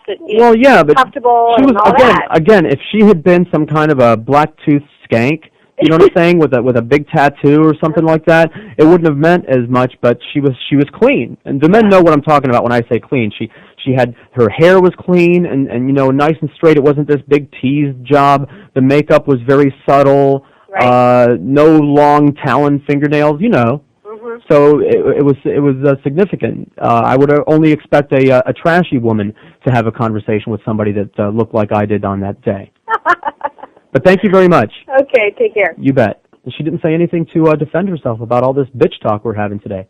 Miami, hello. Hey, George. Yes, sir. Here's another one. Go ahead. No, I'm not an asshole. Oh, you're not one of the... Oh, okay. I want to tell you about a dog story, too. When my ex-girlfriend used to have a miniature Yorkie, right? Yeah. And when we used to go out to the mall and take it in a little bag, like a little carry-on bag that she used to use when she'd fly with the dog. She'd leave me alone with the dog a couple of times, and women would flock. Yeah. Women that would never even take their time. I've been out with other dogs. The baby, been out pushing the baby carriage. That has some effect. It has an effect on women. And my ex-girlfriend, when she noticed one time, she left me alone in the mall, and I'm having a good old time. She comes back around. She goes, "You know what? Remind me to never ever let you go out alone with a dog again." Right. And that was really, she never did let me go out again. I had another comment though about the whole Cuban crisis last week. Oh, okay. I'm I'm American, but my parents are Cuban. Okay. And I was very embarrassed by the whole thing, you know, as far as I'm sure you were. But I have a problem with, like, Neil says, that people like me or you should apologize for that. No, and I don't see why I should apologize when I had nothing to do with it. Right, exactly. And you know what? And I don't know if you heard Friday, but there were a lot of Americans calling up saying, you don't have to apologize. You didn't do anything. Right, like, I don't have to tongue-in-cheek. That came from me, sir. So that came from me. That was like a tongue-in-cheek, you know, on behalf, because obviously the people that were laying down in the street, they're not going to apologize. Of course. You know what I'm saying? So it was kind of like a half-assed vicarious kind of thing. Yeah, you can't apologize for someone who's a total asshole. There's nothing you can do. Right. No, that was a tongue-in-cheek thing, and it didn't come from Neil. It came from me. Okay, well, hey, have a good day, George. You too, buddy. Later. 11:30 on 560 WQAM. Kid, don't say pig in front of Jesus.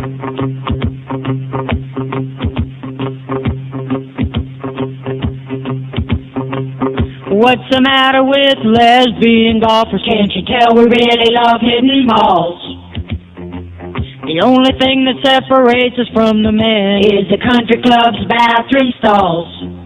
I got my girlfriend who's also a caddy. She's the fan, I'm the butch, she calls me daddy. Muff dive at 5, tuna taco, alright, it's still ladies golf to me. My favorite hole that doesn't have any number, a green or a fairway. Don't sweat me 'cause I'm a snapper, lapper. I play golf and I'm gay. My key time got caught in the clubhouse. Lesbian golf is the only time we dug out. I'm gay, let's play LPGA. Still ladies golf to me. Okay. And this grace chick sit on my face. Still ladies golf to me. 25 till 12 on 560 WQAM. You guys are okay with each other now? Did you guys kiss and make up, by the way, or are we still scrapping it out? Tommy and I have little tiffs every now and again. Okay, I didn't know. I just didn't know what kind of a relationship. A lot of married couples are that way too. It was the freakiest thing on Friday. I open up the door and just Tommy's walking by. Can you do an instant replay? I'll do the F word, all right? Yeah, you got to bleep me out. Okay, you just pause for the F words. I just open up the door without a warning. Tommy's walking by. Tommy's at the open doorway. He pokes me in the chest with his finger and says, "Joe, you bitch!" He said, your friend is a punk-ass bitch or something like that, and he had the F word in there, and he just walked by without missing a beat like it was a hurdle, just poked me in the chest and said, your friend is a punk-ass. Did I poke you for real? I don't remember. Yeah, then you walked by, you just, like, to make a point, like you were punctuating. Your friend, and when you said friend, you went, bam, and you slammed me right in the sternum, which is, that's all right, the bruise is almost healed. And, and I'm like, bye, Tommy, have a nice weekend, happy 4th of July. What was that all about, Joe? Well, gee, I didn't know he'd actually said all that. I think I have a problem again. All right, I'll get the Wesson oil, and you guys can have it out right now. It started out with me saying, "Geez, Tommy, can't you do anything around here?" And right. Did you bring my CD back? By the way, can you do that? No, I didn't. But thank you very much. What a great CD. My Limp Bizkit. Yeah. Which, by the way, came from Carlos. By the way, apparently that was a miss because he's a Rodriguez also. And he gave that to me by mistake, and I was like, woohoo, all right, Limp Bizkit, and it's great, and I was going to play some of that today, but Tommy didn't bring it in. Speaking of things like that Blink-182 that I played the other day, and I got some positive response on the V and email from Adam's song, which I might play again today because we have no calls on the board. 5670560, pound 560 on the AT&T wireless line. I lent Joe Costello my Blink-182 Dude Ranch advanced copy CD. Hey, Joe, what's wrong with this picture? This is the sound of an empty CD case. I get a CD case back from Joe. Hey, thanks. This is really great. Thanks for lending it to me. No CD in here. You must have lost it. I must have lost it, right. You're irresponsible. I know that. I am irresponsible. But we might play that. It's like 4 minutes long, that Adams song. I might play that again. And I also have the what is it, the Fat Boy Slim that I never got to. And I also have this. Oh, wait, that's Adam's song. Sorry. What is that? That's not what I wanted. Where'd it go? Piece of crap. There we go. Has anyone seen this movie yet? And is it any good? Or should I waste my money on it? Summer of Sam. They sent me the Summer of Sam soundtrack, which is good. Obviously, it's all old disco stuff that we've heard already a lot of times. Or Marvin Gaye, ABBA Dancing Queen, The Who. But I like this. Talk about roller skating flashback. What is it, Thelma? And by the way, nobody call up and ruin the South Park for me movie any more than they already have, by the way.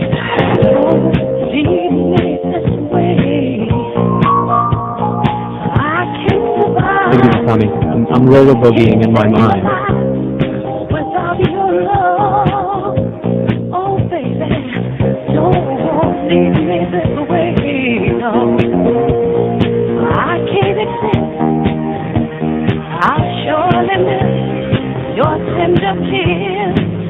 One moment, please. I just have to hear the big climax. My heart is full of love and desire for you. Now come on down and do what you gotta do. You started the fire down in my soul. Now can't you see it's burning out of control? Come on and find the needed me. Only your loving can set me free. 22 till 12, 560 WQAM, Mobile in Boca. Hello. Hello? Mobile in Boca. And goodbye. You don't have the phone pot shut off now, do you, Joe? Miami, hello. What's up? I'm just calling. What is it?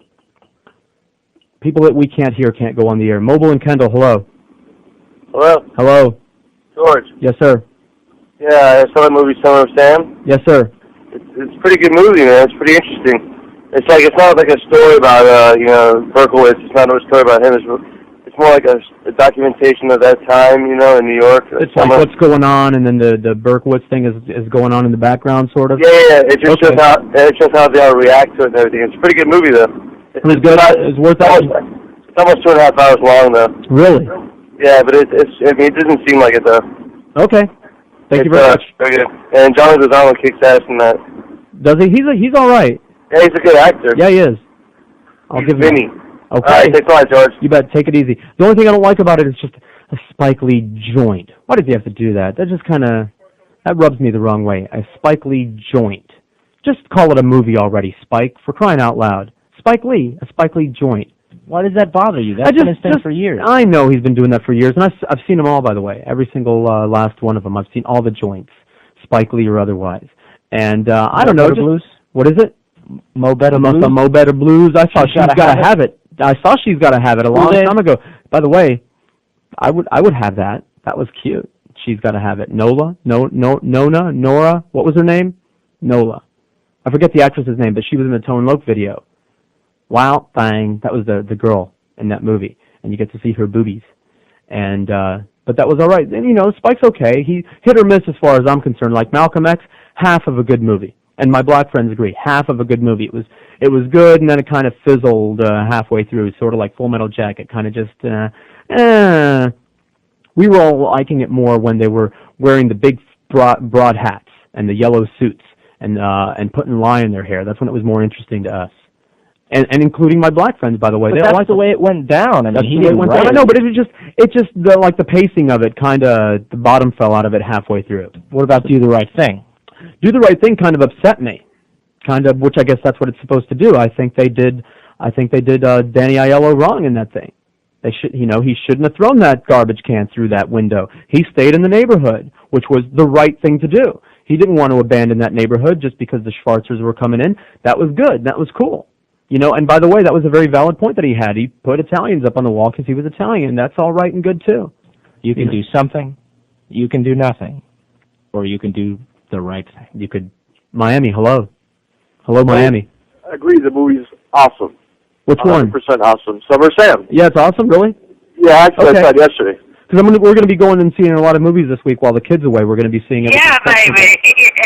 That, too. Is that it? Okay, thank you very much. All right, we have guys with their own drops. Miami, hello. Only on this show. Miami. Hey, George. Hey. I saw the movie. And I thought it was weak. Oh, really? Yeah, it's like you said, that Son of Sam thing is going on in the background, and then most of the movie, it's, this guy's cheating on her, and his conscience is bothering her, and, I don't even know why they call it the Summer of Sam. All right, well, here's the clincher right now. Does Mira Sorvino get naked or not? Kinda. Kind of? Okay, I'm there. Thank you. Nice foot action there going, you know what I'm saying? Uh-oh. That's a Joe Costello warning. Yeah. The music's good, though. Music's cool. Yeah. The movie's Okay, sir. All right, man. Thank you very much. 18 till 12, 560, WQAM. Wake up with the first team. Joe Rose, Jeff DeForest, and Steve Goldstein. Weekday mornings at 6. Only on Sports Radio 560 QAM.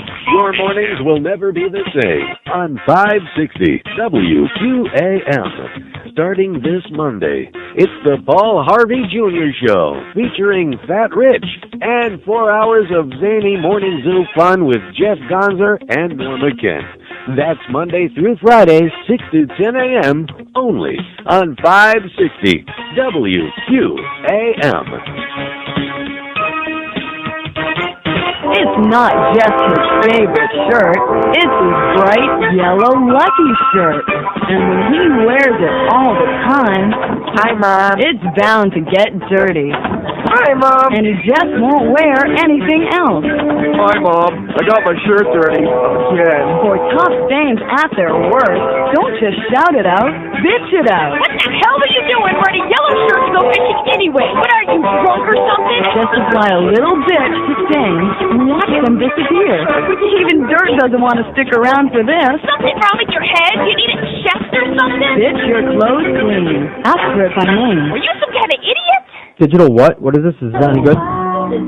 No, like I said, it's no good. So we're talking about bitches, but none of them want to call and defend themselves. Even the bumper sticker lady had nothing to say about it. She just wanted to talk dogs and everything. So I guess what Neil's been saying for years is true. We have no female listeners except the possible exception of one or two, and they only call up when we're giving something away, or if we're doing something really racist. But I think it's interesting to me how they won't call and defend themselves. I'm being totally sexist out here today, and they don't want to call and defend that. As far as career opportunities, Joe was talking about career opportunities, about how a female could basically own the programming department here at WQAM because we have none. We had one once before, and she got fired, which is too bad because she was nice person. You didn't think she was nice? She was nice to me. I didn't know. I had no idea how she was on the air as far as her ability because I didn't listen to the station then or now. But you have something to say about that. She was boring. Oh, I mean, is that how you rate a coworker? I mean, is that really the criteria? Starstruck. Starstruck by what? The jocks? Oh, she was a jock sniffer. So, like I said, good riddance. But anyway, we don't have the opportunity to suck our way to the top. Most of us, because most CEOs, last time I checked, are not gay, and most men aren't, the male model type. So we can't all be like a JP or something like that. Oh, by the way, speaking of people with initials like CTs, you don't remember him, but his picture's over there on the corner of the Orlando picture. JC, who was a Neil heartthrob for a long time there back at the other place, ran into him on Friday at the meeting of the five families, which you did not go to. Once again, that's a very fun time. A lot of drinking and singing. Loud drunk and singing. Okay. But he showed up. He apparently has bread now. He has bread in captivity. He has married and had sex and had a child, 5-month-old little girl who he showed me a picture of. Those are for those people in the audience who remember the old days when Neil was all hot for JC for a while. Still looking okay, I guess. I mean, I don't know if he's still up to Neil standards. He cut his hair really, really short and has the little goatee thing going on, little beatnik thing. But nevertheless, hi JC. He's out there listening and selling satellite dishes, no less. And by the way, Mohammed, call me, dude. I really need some help. But anyway, 10 till 12 on 560 WQAM, and not a call in sight. Not a call on the board. Why don't I hear anything on this? Oh, because I'm on the wrong bank. Oh, I see. This doesn't work. How do you like that? It says it's playing. There we go. Why doesn't it fire from the machine? So you've gone and broken it now. Like I lost that CD, too. You lost the CD. 5670560, pound 560 on the AT&T wireless line. I have a lot of music. I understand it's Tuesday, but it's still Monday in the minds of everyone. As a matter of fact, I understand it's possibly because I went into the same thing, fell into the same hole. Because of these 3-day weekends, everyone is just shot to crap today. No one's worth a today. They can't do anything because they just spent 3 days doing what? Dropping acid and drinking, and now they're a total wreck. And I understand that. I spent the weekend developing carpal tunnel syndrome because I want to finish this game, this computer game that I just bought before I have to send my laptop in to be fixed, which they're probably wondering, where is it already? I just want to finish one game on Alpha Centauri, the long-awaited Sid Meier sequel to Civilization. Those of you who are addicted to these resource management strategy games like I am, like my good friend Greg Fadick. You know Greg Fadick. Flanagan, you got to do it. That's all we used to talk about when I was over at IOD, and he recommended it to me. The sequel to Civilization, finally, you get to go to the other planet. And I thought it was very weak as a sequel, though, actually. As long as I'm going to be talking to myself, I might as well rate the computer games. Not what I expected it to be. Like movie sequels, it was much of the same thing, only not as good. But I'm going to play it out anyway. I'm going to see where it goes because there's some mystery going on there. But if you want a sequel that actually acts like a sequel and is what you think it might be, Master of Orion 2, where you actually do get to run your own space empire and colonize other planets besides just the one and fight the fungus and the mindworms. Mobile in North Miami, hello. Hi, I know this is probably an old topic, but you were talking about dogs earlier on. And hey, whatever, sir. I can't be choosy today. Well, I just had a question on, is it true that the smaller the dog is, the easier the upkeep? Like, you know what I'm saying? Like if you're I would say so because all I've ever had all my life were big dogs. And I don't know about cost-wise, but obviously they eat much less food. They don't leave much of a mess except, I mean, if they do something on the floor, it's like nothing. It's like spilling a thimble full of water or something like that, you know what I mean? As opposed, or like a shot glass as opposed to a gallon that a big dog would produce. Same thing goes for the loads. Do you know what I'm saying?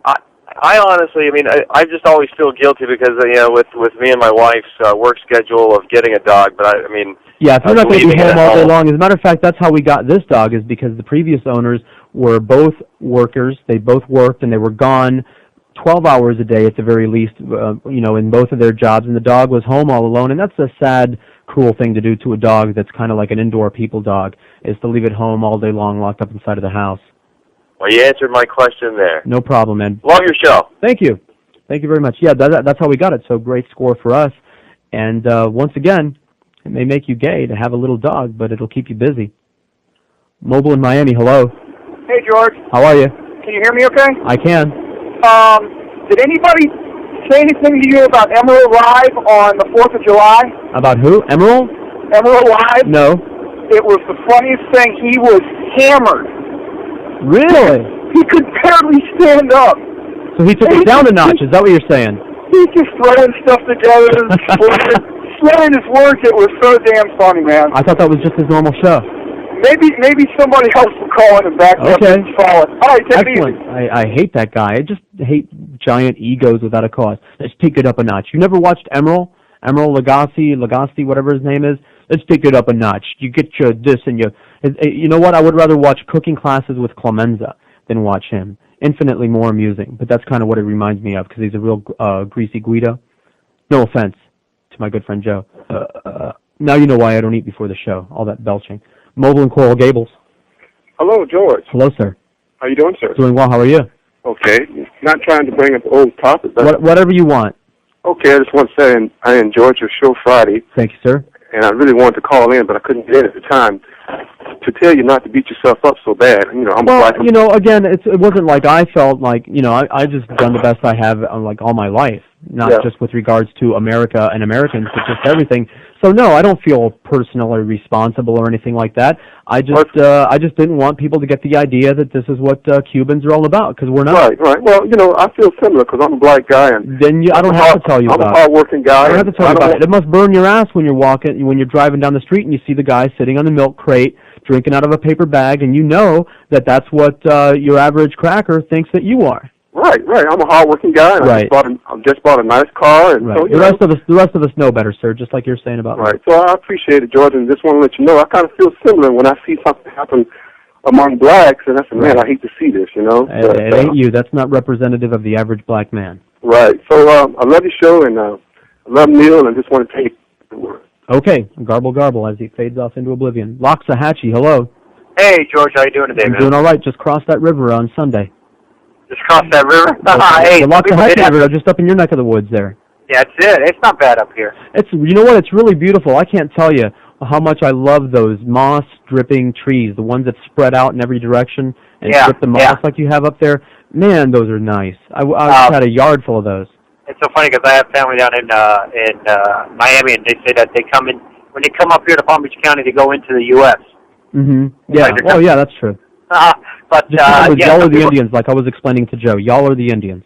Go ahead. We're the Indians up here, right? Right. No, you're the Indians, and the Spanish are the conquistadors. It's happening again. Go ahead. Some people did have to work yesterday, like me. Oh, I'm sorry. So not all of us were loafing around all day.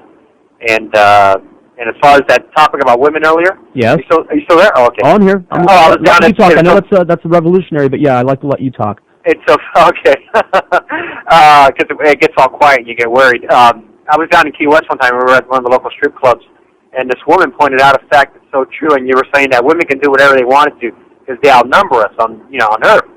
But she looked at what she was looking at. She said, "You see that? That's the power of the world. We can do whatever we want." Well, and I was like, yes, "You're right." Yes, but they haven't. You know what? They haven't gotten together. They haven't had that meeting like they accuse men of having about how are we going to take over the world once and for all. That's it. And I feel bad because, yes, I'm still one of those guys. I got to open doors and be a gentleman. I've been suckered into that. I'll do it just to be on the safe side because you know what? I don't like the alternative.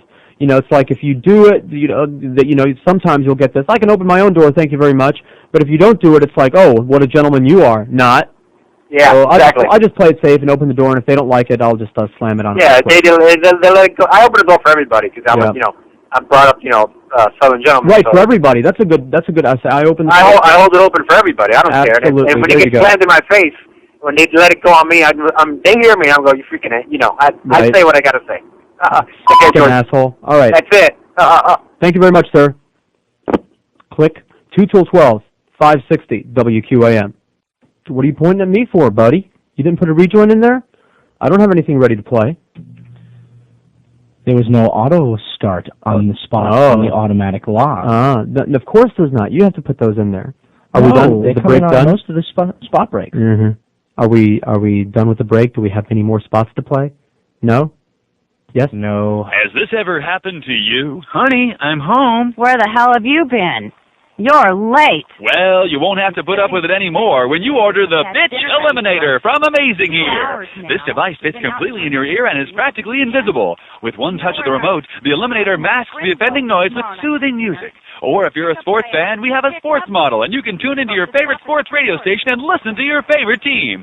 With the Bitch Eliminator, change this. Drink, and you never think of me. Never, ever. This. The Bitch Eliminator from Amazing Ear. Get it today. You did it accidentally. I do it all the time. 1201 on 560 WQAM, by the way. I've done it. Your pinky hits the auto start. It disengages it. Joe Castella's screwed up and doesn't want to admit it. Absolutely not. All right. Okay. All right. I believe it. It's fun. This might work with somebody else who doesn't know what it's like in there and doesn't know how that stuff works. I've done it before too, and you know what? I blame the equipment also. Have I not taken credit for every error I've ever made? Why would I not take credit for this? 567-0560, pound 560 on the Mobile 1 line. If we don't get any calls today, what do you think? Blink 182, we've got the whole Summer of Sam soundtrack, or I have the Limp Bizkit and the CD2. The Limp Bizkit that I never got a chance to get to. No more rap or anything rap-ish, rap-like, or rap-esque today. That's enough of that. We can play more. We got lots of this. 1203, 560 WQAM. And another thing because I don't want to seem insensitive because I'm not, about the whole abusive relationship thing, which is a real problem and a real issue, and it's horrible, and men are, you're bad, beating your bitches, you shouldn't do it, you're bad, you shouldn't do it. But the last time I checked, it takes two people to have a relationship.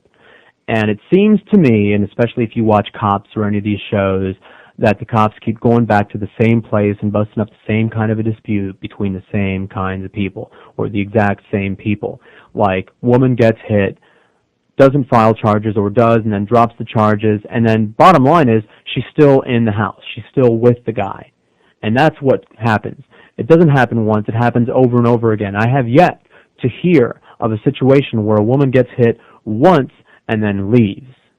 Right then and there, which is what should happen. Because once you realize that you're with a guy who has it in him to smack you around, they're like, oh, he'll get better. I'll change him. That's always what you hear about the women when they start dating the bad boys. I'll change him. You're not going to change anybody, and people don't change. I'll change him, or he won't do it again, or he's getting some help, he's getting some therapy now. Oh, the kids. Like, the kids need that as an example. Like, the kids need you, as if they're unaware of it, by the way. Oh, he never did it in front of the kids, as if the kids are unaware of what's going on, and et cetera and so on. There are places where people can go. And I know that usually the man controls all of the money in the relationship, and once again, whose fault is that? If there's anything that I've tried to pound into my daughter's head is the concept of, if you want your freedom, honey, if you want to be free and have the options of the world open to you, you have to have your own career. You have to have your own money. Because if you're financially dependent on a man, God help you. And I know a lot of women out there are. But that still doesn't mean that you can't go away, get to the shelter, get the divorce, get the, the settlement, child support, alimony, whatever the hell, which is another thing, by the way, which burns my butt. And that goes back to the whole, that Eddie Murphy thing again. Why do you get alimony if all you've done in your marriage is just basically sit around and eat bonbons? Not to say that that's the typical marriage and that's the typical life for most wives, but it's out there, it exists, and it doesn't matter. Divorce lawyers, they tell their clients, their female clients, first thing you do when you see a divorce coming up on the horizon is you quit your job, because your alimony is going to be based on how much money you made recently, and if you haven't been working recently, well then you get more money from the guy. So you're basically rewarded for being a lazy scutch in the divorce system, which I don't believe in at all. But anyway, Mobile in West Palm Beach. Hey, you were just saying about the domestic violence. It transcends all walks of life. They all do it. Oh, no, absolutely. There's no question it transcends all walks of life. When I say dirtbag, I don't mean, like, income level. I mean, personality. Yeah, because I deal with it every weekend. I work at the jail in Palm Beach County. Right. And, well, if you ask me, it's the American hobby. Well, it truly is. I mean, there's some weekends where... You want to call up and argue with this guy? I mean, it sure does seem to come up a lot when we watch the TV.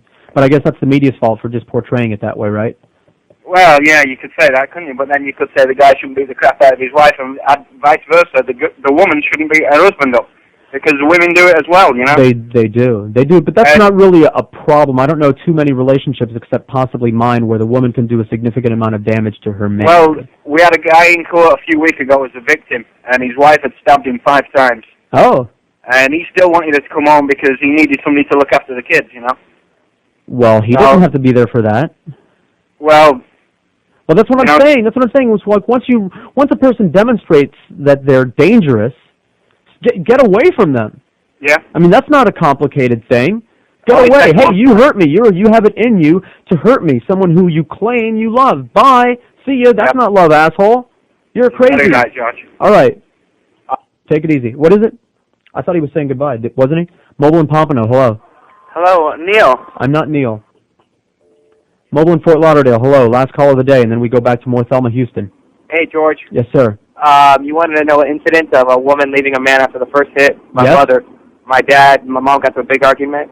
My dad snapped and punched my mother, and my mother called the cops. They came and arrested him, filed a restraining order, and divorced him 2 months later. And that's the way that it should be, and I'm sure that you have nothing but respect for your mother because of it. Am I correct? That is absolutely correct. I was not there that day, but if I was there, then I would probably be in jail for killing my father. There you go, and that's the message that needs to be sent to the kids, because we hear it time and again that the children who grow up in abusive households, they grow up to be the new generation of abusers, correct?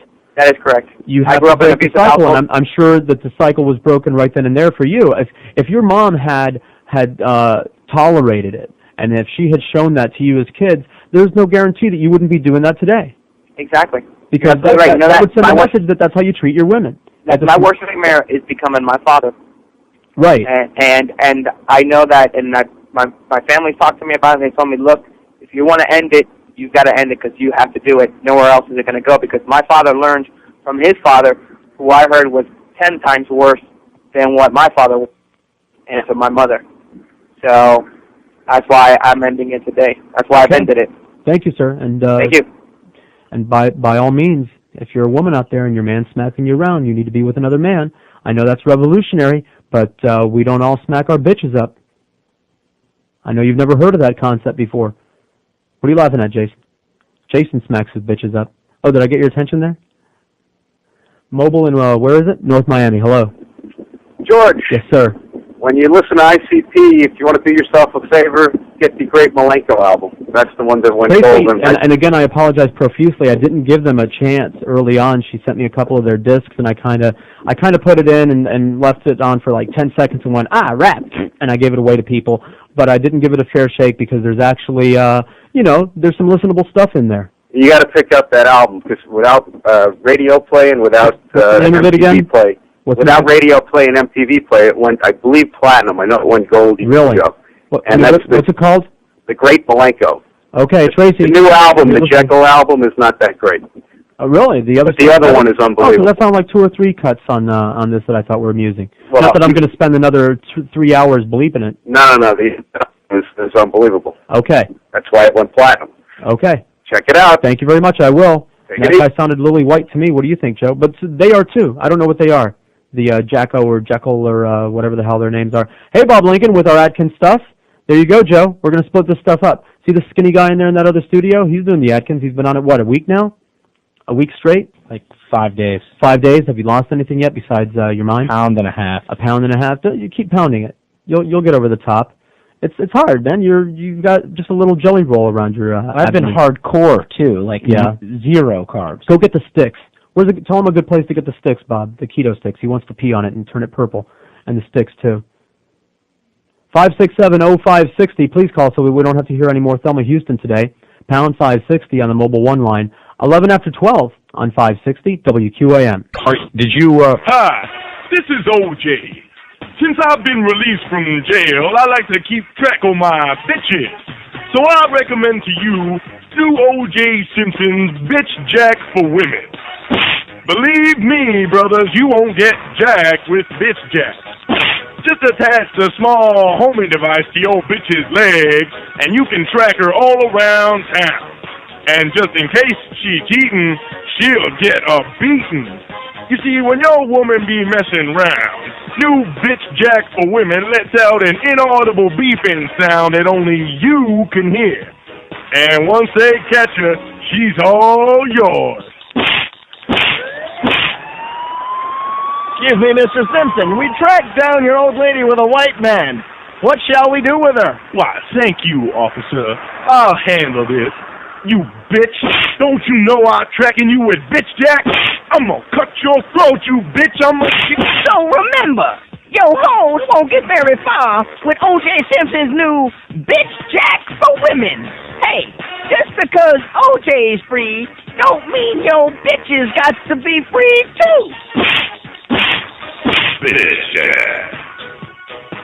1217-560 WQAM. And sorry about, the people in the station about the live spots that Neil didn't cut before he leave. We weren't keeping it a secret, and Duff was actually very militant about telling everyone over and over again and faxing and memoing everyone and email. Do we even have email in this joint? Kind of, sort of. But nevertheless, and we got some people like Todd Dreck that thought he was going to come back after the show on Thursday at night and cut the spots that he left. Ever notice how when Todd does something wrong, it's somebody else's fault every single time? And he was doing this tap dance, and what do you mean he's not going to come back? I said he's halfway across the Atlantic right now. But nevertheless. And what else? What else were we harping on about? Oh, the Atkins stuff. Bob was in here crying about doing another Vegas trip, which, my tears and yours together, Bob, I would love to go out to Vegas for free. Again, I'm not going to get out there under my own power, money power. I'd love to do another Vegas trip, but you're preaching to the choir, Bob. I've bugged Neil about it until I was blue in the face, until he didn't want to hear about it anymore. He grabbed me by the face and threw me to the floor and said, shut up about Vegas already. You've got your own show. You can put together your own Vegas. Yeah, Think right. About Crazy Sandy will be there. It'll be great. Oh, hey, excellent. No, we can't promote this over the course of a week. This is going to have to take the awesome power of the Neil Rogers Show to fill up a charter jet or something like that. We could do the nonstop thing. We could stay at the Four Seasons. He was saying we got a good deal there. It's not going to be as cheap, obviously. It's been like 5 years since the last one. But I'm ready to go for free. I'm not the one that you need to be talking to, Bob. And he bugs Neil. He says he bugs Neil. Chris, you're out. You promotions guys, man. You guys in your U-Haul truck full of goodies that you leave here with every day. What do you do for the people that send over the free stuff? We talk about them on the air. When's your show on, Buster? Buster Brown? These promotions guys, man. I've never seen the like. in any other radio station. Normally the promotions guys are a very carefully watched and monitored group of people, you know, lest they abuse their privileges. Over here, whatever. You know, where's my shirt? How much are those shirts? $20? I don't want one. No, thank you. They were all pretty weak looking. He says he'll get you one. That's all right. Don't for free. You don't have to put yourself out. Wait, why do I have to pay then if he gets one for free? You're not special like me, because you're not the one that's ripping him right now. 12:19 on 560 QAM. Gables, hello. Hello, George. Cole Gables. George. Yes, sir. Hey, I wanted to thank you for your show last week, man. Oh, you're welcome. Yeah, that kind of helped out a little bit.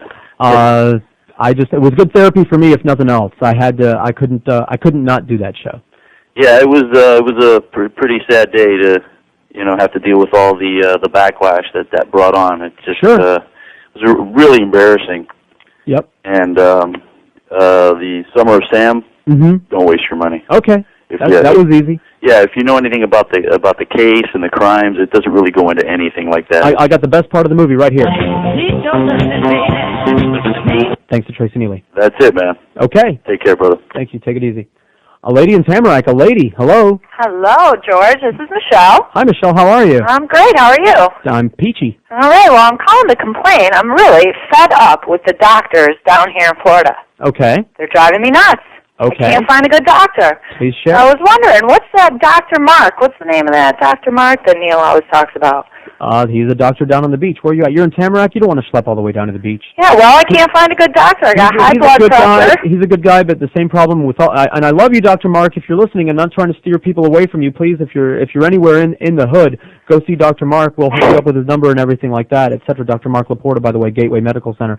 But Neil was falling into that trap too. He had to drive down to the beach, and you don't want to drive far away from your house when you're sick. Right. You just don't want to do that. You want somebody nice and close and handy, so look for somebody in your neighborhood. When Neil was complaining about finding a doctor in his neighborhood, like 20 people called up. Yeah. And I had a whole legal pad full of people that, other people, by the way, were calling, at least I think there were other people, were calling up and saying, hey, my doctor's great, go see him.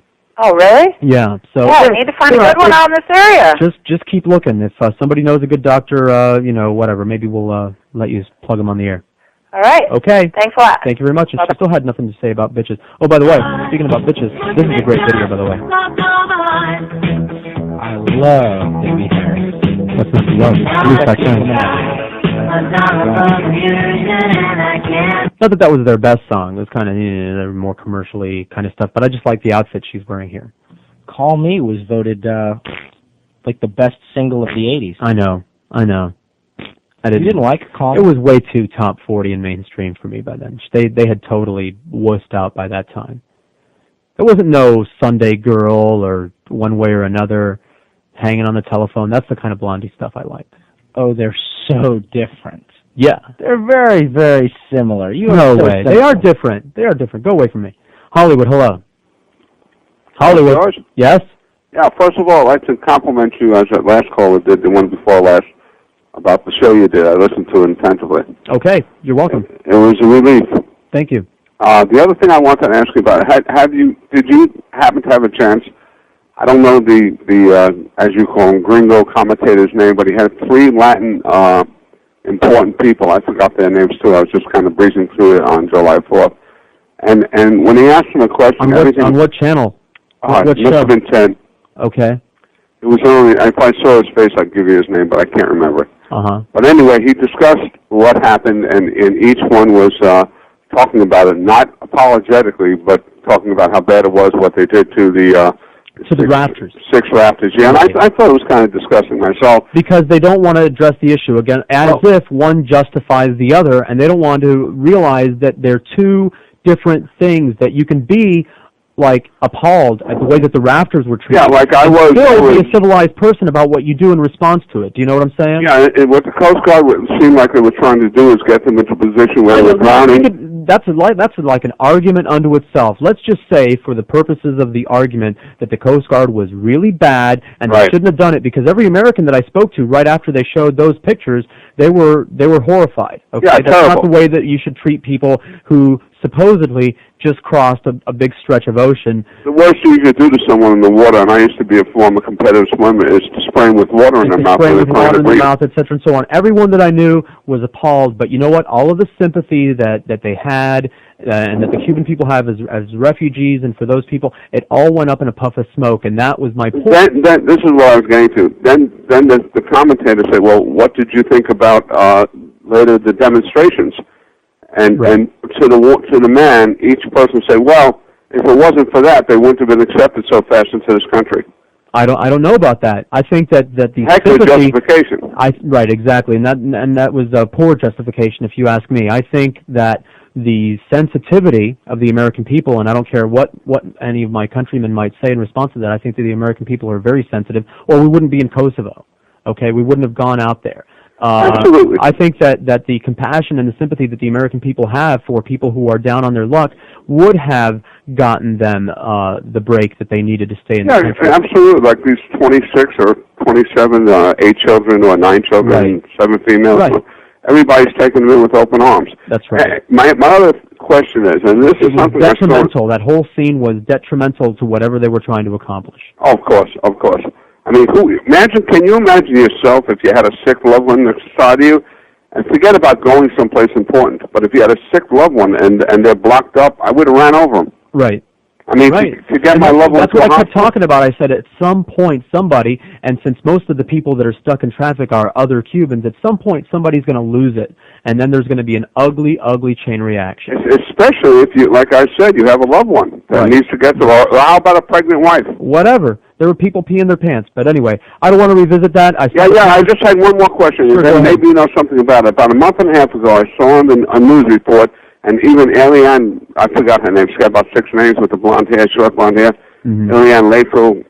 Well, anyway, they were talking about Castro about a year away from building a nuclear reactor that's going to, if it melts down like Chernobyl or like because Turkey. It's the same kind as the one that melted down in Chernobyl. It is. It is. Well, if it does, we're all going to get to be glowing. Yes. And I haven't heard a thing since then. Neither have I. See, you know what I'm talking about. We were talking about the United States getting involved in other countries. I can think of 101 reasons why the United States should have been involved in Cuba a long time ago, and none of it is because the people are being oppressed. But why aren't we hearing another thing about that reactor? You're right. I don't know. Maybe somebody knows. I mean, we're all going to be, whether you're Cuban, Anglo, whatever, you're all going to be the same. I've kind of wanted bat wings and an eye in the back of my head. How about you? How about what? Nothing, sir. Go ahead. Have a nice day. 27 after 12 on 560 WQAM. Wake up with the first team. Joe Rose, Jeff DeForest, and Steve Goldstein. Weekday mornings at 6. Only on Sports Radio 560 QAM. Why are the pretty ones always insane? Ladies and gentlemen, Murder O.J. Simpson. Hi, I'm O.J. Do you have unsightly acne that you want to get rid of? Well, my new acne medicine from Revlon will fit the bill. It's the Nicole Simpson Anti-Acne and Bruise Cover-Up. This new acne medicine from hell hides acne, beatings, and even stab wounds. Only $29.95. Call 1-800-OJ-SCABS. Come here, honky bitch mofo. Yeah? Hi. Oh, you're O.J. Simpson. What the f***? You hit me. Rub on my cream. Rub it on. Rub it on. Rub it on. Rub this while you're at it. O.J. real horny since Nikki dead. Get lost. My bruise cover-up is on every woman I've loved, and you don't even know it. 29 before 1, 560 WQAM, 5670560, and pound 560 on the mobile 1 line. If nobody calls up today, I mean, there's a couple calls on there, but not enough to make me comfortable. We got lots of filler music. For example, that's not what I wanted to fire off. This is. There it is. This is also from the Summer of Sam soundtrack. And I bet you Joe Costello won't guess who this is, even though he's hip and up to date for a young guy. Any guesses, Jason? It's old 70s. You punks wouldn't know this. When we were listening to this on the way back from Fort Watt, we couldn't recognize it either. I knew I'd heard it before, but I couldn't place it. This has got the longest intro of any song in history, I think. See, if someone, you're not going to name them because it's somebody, and I guarantee it's female. I don't even think of her as a recording artist when I think of her. I think of her as just a character, just a performance artist. But she gets a bad rap. See? Still didn't start. She gets a lot of grief and a lot of crap. And undeservedly so. Because she does what she's supposed to do. And I don't consider her an attractive woman, by the way. As a matter of fact, she scares the hell out of me. But she does what she's supposed to do, and that is entertain. She freaks me out. Are you going to start singing yet? No? Not yet. I'm just leaving this on. Joe Costello, come on. Who is it? Old song. Christian. You're so smart. See there? I told you Joe was hip. I even had another one. I had this other thing queued up ready to go, if that didn't work. Which is more famous. And she's another one. She doesn't write a list. She just, copies and does covers and whatnot. She's a product of her music producer. But still, it's fun. Best videos, by the way. You like Jason's videos, Joe? I know Jason's distracting you in there over lunch. You didn't hear a thing I said. I was just talking about how you smack your bitch up all the time. Do you like this?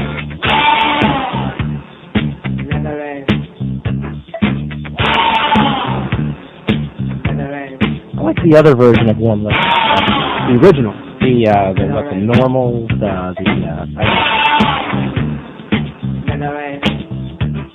Somebody will call up. Shut up, Grace. Oh, I just got the wrong one.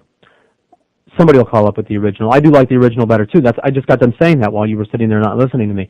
That all she does is, covers and stuff that other people wrote, etc., and so on.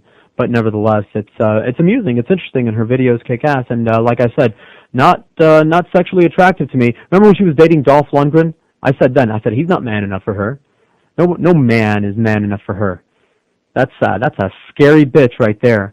But she does what she's supposed to do, and that's entertain and freak us out. 26 to 1 on QAM. Kendall, hello. Hello, Kendall. George, how you doing? Doing all right. You seen South Park? The movie? No, don't ruin it for me. I'm not. I had too many people tell me too much about it. I'm not, but I'll just tell you. I just thought it was going to be like a rehash of the show, but It is just so inventive. It's a musical. The only musical I can sit through, you know what I mean? That's what they said. They said it was too musical, the people that I spoke to. Actually, I think it enhances the story. Okay. Because it actually, the songs actually move the story along instead of being like an aside. Well, I said to the person, all the songs that they've ever done on the TV show were hysterical. Mm-hmm. I'm Just a Jew at Christmas, or Kyle's Mom is a Big Fat Bitch. They were all funny songs. Yeah. So. Let me ask you something. Since no one is listening anyway, and I want to get back over to the computer games part, you play any multiplayer games? No. I mean, they're all set up to do that, and I keep threatening, like Greg Fadick, who I mentioned, we keep threatening to go online and play against each other, but we never get. It just never happens. Yeah. It just never happens because it's a scheduling thing. Because especially now that I have the laptop, it's good to go when I am. I can take it into the bathroom with me. I don't have to stop playing no matter what. Yeah. And you can just do it as a kind of, come on in, Carolyn. We're friendly here. You can come on in. A diet soda? Would you like a diet soda? Diet Pepsi. One moment, sir. An attractive woman just walked into the studio. Everything has to stop so that we can pay attention to her. We were talking about bitches today. Not that you're one of them, but do you get smacked? Does your boyfriend, your husband, smack you around? No. Okay, that's what we were talking about. Yeah, smacking. She says she smacks. She smacks. Right. That's the way it's supposed to work. You go. Oh, spankings. Okay. I'm just trying to purge that image so that I can continue with the show. I'll be back in a bit. One moment, sir. Don't go away. All right. If you had any idea of the visual that's going on right now. Go ahead, sir. I'm sorry. I could imagine. Where's the video feed? No video Go ahead. feed, huh? Go ahead. Just keep talking. Oh, okay. I interrupted you. I'm sorry. Go ahead with what you were saying. No, I was wondering if you had a video feed, because I know you're on the audio net, but now they have real players. No, we do not. I thought you were just joking. No, we don't have a video feed. Oh, okay. I was half joking. You wish. Yeah, right now. exactly. All right, George. See you later. All right, take it easy. I was sure that I interrupted him somehow, but I guess he was out of material. Mobile in Palm Beach, hello. Yes, can you give me an update on Phil Hendry, where I can reach him, please? His website is KFI640.com. That's the website of the radio station that he's on. Haven't heard any news from him recently, since his marriage and everything was all over the Romance Channel. So that's all I know. He's still out there. He's kicking out. That's his website. What about is it possible to purchase any of his old IOD stuff? Center One has whatever's left, and I don't have the number on me. If you want, I'll put you back on hold, and you can talk to Joe about their number. Whatever is left over of whatever product, by the way, Neil or Phil, they have there. They didn't at any point say that they had run out of old Phil stuff, so maybe they still got a few laying around. That's great. Do you want to go back on hold? Yes. Okay, hold on. Joe, give this gentleman Center One's number. It's a card in that stack right there. Just deal through the stack and give him Center One's number. Fort Lauderdale, hello. Hello, George. Hello, sir. Yes, glad to hear you on the air again. Thank you, sir. Yes. You're the one. I am the one, yes. In fact, I am looking forward to the next Neil Las Vegas trip. I don't want, here's what's going to happen. Neil's going to come back and everybody's going to call up because all these people that are sitting there with their legal pads writing down every time I use bad grammar or something like that so that they can bust my chops about it when Neil comes back. This is going to be what they're going to use now. They're going to go, oh, Neil, George is trying to get everybody all whipped up into doing another Vegas trip even though you hate that idea. He's whoring the show while you're gone, Neil. Which is true, I absolutely am. But nevertheless, I don't want it to sound like it's like whatever. I had 3 free trips to Vegas, which is 3 more than most people get. I'm very happy with that. I'm very content to just shut up and live, with my memories of those 3 wonderful trips. No. But of course I'd like to go again. The old man doesn't want to, and I don't blame him. It does whore the show. It did destroy the show. They were horrendous. I mean, once we got out there, I'll say this about those trips. Once we got out there, a great time was had by all, with the exception of the one party at the Imperial Palace because there are Nazis over there. But nevertheless, getting there and getting back seemed to be the big crisis, which Bob Lincoln assures me that won't happen this time. But once again, we had heard that before, so I don't think there's a chance. And please don't anyone call up and bug Neil, or if you do, don't tell them that I said. Let me say something. I called him up and I suggested to him that he and Hank could put together a real kick-ass trip. I think the 2 of them. Yeah. And he sounded all for it. Yeah, plus, I went on the second trip, the one where we stayed at the MGM. Right. That was a excellent trip as far as the Vegas end of it went. Yeah. By the way, I loved that hotel. It wasn't that bad with the other. I was out there last month, and I went out there in Delta, and they messed it up both ways. Really? So even on a regular commercial flight, it's still possible to have. Well, Bob Lincoln was saying that we can do it nonstop, et cetera and so on at the Four Seasons. He's got a good rate there, yada yada. But it's just not going to happen. And if you do call and bug Neil about it, don't tell him that I said so because what should happen is that the listeners should do it on their own. Well, then how the hell do I get a free trip out of that, sir? Oh, you wanted to go for free? Yeah. Oh, what do you think this is all about? Oh, Jesus Christ! Why would I even be bothering? I can't afford to go to Vegas, even if it is a good deal. God, I got a house. I just bought a house. I got all this crap to fix and everything. By the way, thank you, Wizard Roofing. There's one load off my head. No more pots and pans on the floor. Thanks again, guys. That was awfully sweet. 20 till 1 on 560 WQAM. Only one South Florida radio station has the hammer, and you're listening to it. At Goldberg, weekday afternoons at 2. Sports Radio 560 QAM. What a suck-up job that was. Look at all the redneck girls, cut off shirt and hair and curls, going to the bar to get free drinks. Getting beat by redneck slobs like what you see each night on cops. They're what put the in country. Look at all the redneck sluts, eating lunch at Pizza Hut, in their greenside winder Walmart shorts. They smell like an old wet dog, their pickups rotting off the lawn and promising the Lord to breed some more. Somebody tell me why all trailer parks smell like Campbell's burnt tomato soup from hell. Nipple rings and belly taps and velvet Jesus welcome answer. Brother plays the banjo in a tree. Takes pride in her heritage and says incest is still the best foundation of a Christian family. born again. They praise the Lord and bang their sabers when they're poor. What would Jerry Springer do without those redneck women who put the in country?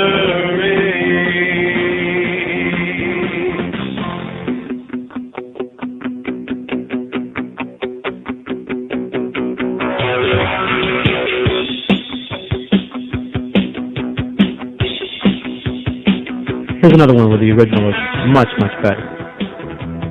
She doesn't butcher them. That was the Chemical Brothers, that video? I couldn't hear it. For some reason, the cue, it wasn't coming out. Looked like Bijou Phillips for a second. Here's more Grace.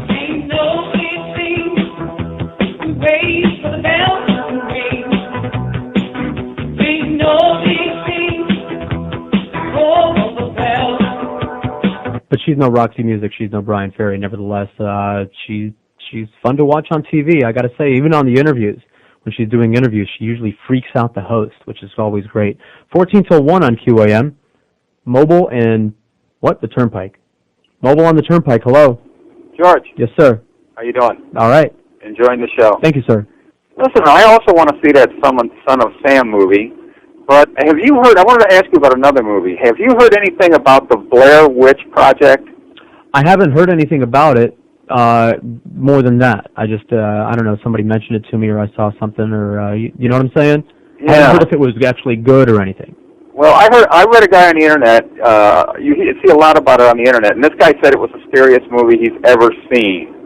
And I just wondered if you had heard anything about it. Nope. Sure haven't heard that. Well, listen, let me ask you another question. Okay, maybe somebody will call in. Go ahead. On computer games, you said that you were thinking about maybe trying to do something online. Yeah. Well, I mean, just like a multiplayer kind of thing. Like the multiplayer thing. All the games are set up to do that. Well, how much of a production is it to do it, though? Apparently not. It's just an option. You install the game. It's an option that you click on. I haven't actually tried it, but well, see, I tried it one time. I played the first-person shooters. Hold on a second. Who's this? Republica. She's cute. She's great. Okay, sorry. Go ahead, sir. There was a video. It's got a cute babe on it. I wanted to know if it sounded good or not. Go ahead. No problem. And I attempted it one time, and I found myself, I know a little bit about computers, but when you start dabbling with IRQs and baud rates and that's when blood starts coming and I was your ears. curious if you... Hello? Well, that sucked. So in answer to his question, no, I haven't tried it, but I understand from the people that have tried it that some are easier than others. As a matter of fact, that was a problem in some of the older games, was that they were very difficult to network, and now apparently it's just clicky, let's get sticky or something like that. Apparently it's not as hard to do as it used to be. In answer to your question, sir, and I'm sorry that your phone crapped out. Mobile in Miami, but don't call back. George, Mobile in Miami, hello. Hey, yes. George, how you doing? All right. I was wondering if you guys had, I haven't seen it. Before I go see it, I want to find out about it. Is Wild Wild West? Oh, everyone said it stunk to high heaven. That's what I heard. Everyone. To a man, woman, and child in embryo, they said it Robert stunk. Conrad is pissed about it, too. Really? Oh, yeah, I was watching a program on E, I believe, and he said, you guys made this thing, and you have to deal and live with what you made. And if you made a piece of crap, you have to deal with a piece of crap. I guess because so. it doesn't follow the series at all. No, that's what I heard, is it doesn't follow the series, and like the Boca Brian says, they changed Dr. Miguelito. He said it, right? I had to dump it. He said he was cool. He said he was cool as it's a little dwarf. You never saw Wild Wild West, you little punk. You could have said he was a cool shrimp. Oh, he was a cool shrimp? Okay, I've heard that song before. I can't believe you don't know Republic. What did I hear that on? I have Zeta. I'll let you borrow. Like Zeta or something? Thank you very much. I heard that. Sisters of Mercy. Let's just pot up M2 all day long. Great song right here. They're playing different stuff now, yeah. Go to the Goth Club, you'll hear it there. Speaking of the Goth Club, who does the song Bela Lugosi's Dead, which is the first tune on The Hunger? Bauhaus. Is it Bauhaus? And where do I have that? I have that on a disc somewhere. I have a request. I have to make a copy of it for someone for their birthday. Coral Springs, hello. Hey, George, how you doing? I'm doing all right. It's Phil. Yes. I like the show. I don't want to Go ahead. Can you hear me? Yeah, we're just having the time tunnel feedback effect. Oh, is that? Go ahead. Let's try it again. Mine? I don't know. Go ahead. Try it again. Can you Keep hear talking. me now? I can hear you. Okay. Now, because you don't try to emulate Neil, that's why. Well, how the hell could I try to do that?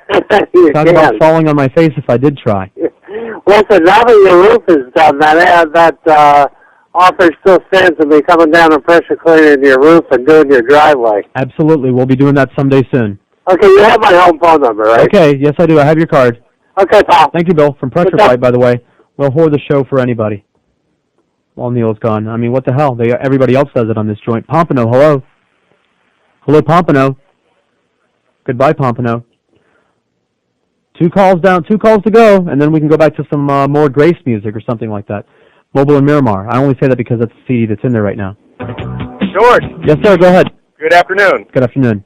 Yeah, that guy called a few minutes ago saying that about the scariest movie he ever saw.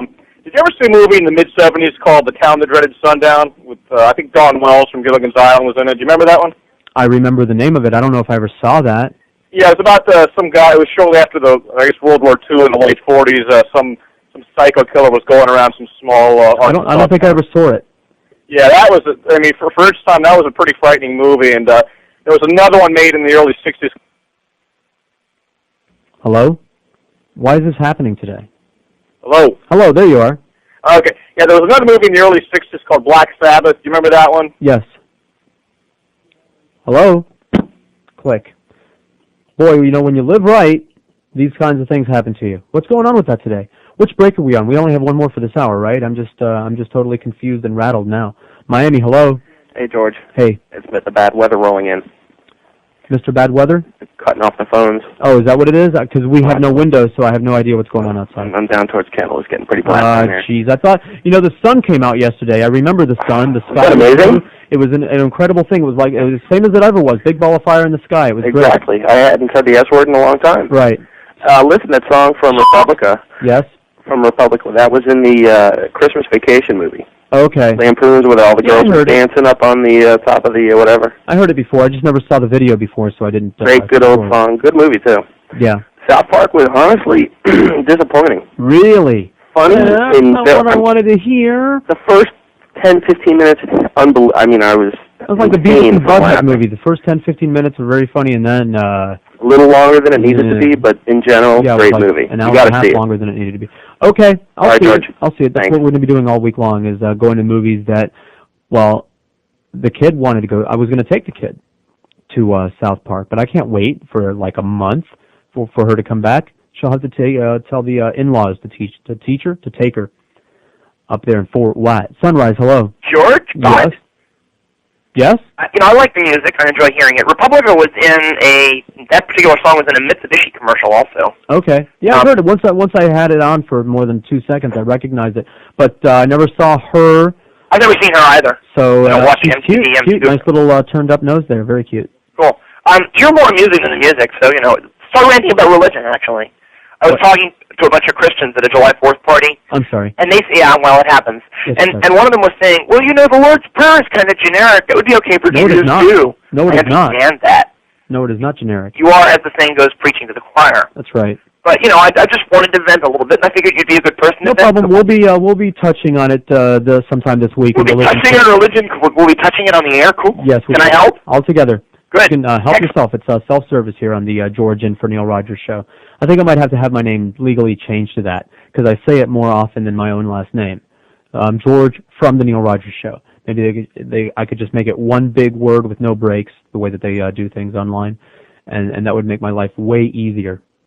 Lady in Pompano, hello. Finally, a lady. Hello? Hello? Hi. That's not a lady. That's a punky little kid. Goodbye. As soon as I said that, he dummied up. That's okay. I make that mistake, too. Miami Beach, hello. Neil, sorry. How you like that? Woo! Bad, sorry. That's all right. Listen. That's what I answer the phone at home, WQAM, the Neil Rogers show. Yeah, you threw me off. I'm sorry, George. All right. Listen, 2 things. We have Neil in a can here while he's on vacation. I saw Wild Wild West. Happened to be the worst movie I've seen in God knows how many years. Idiot. Go ahead. I knew it was bad, and I wanted to leave, and my girlfriend wouldn't leave. Okay.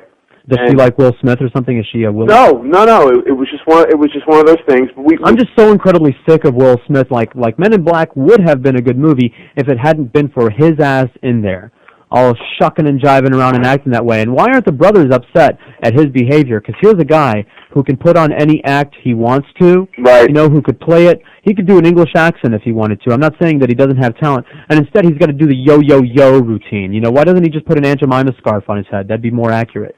I don't know. And he just ruined that movie, and I don't know. I'm just sick of him. I'm just sick to my stomach of him. Well, there's one movie that I did see that was really good. Yeah. It's called Run Lola Run. Run Lola Run. I saw Fat Ebert. With all due respect to the dead guy, now he's doing the reviews with a couple weeks ago. Other right? people. I saw the review on it, and they kind of liked that, and it looked interesting. You know what? It was really good. Hello.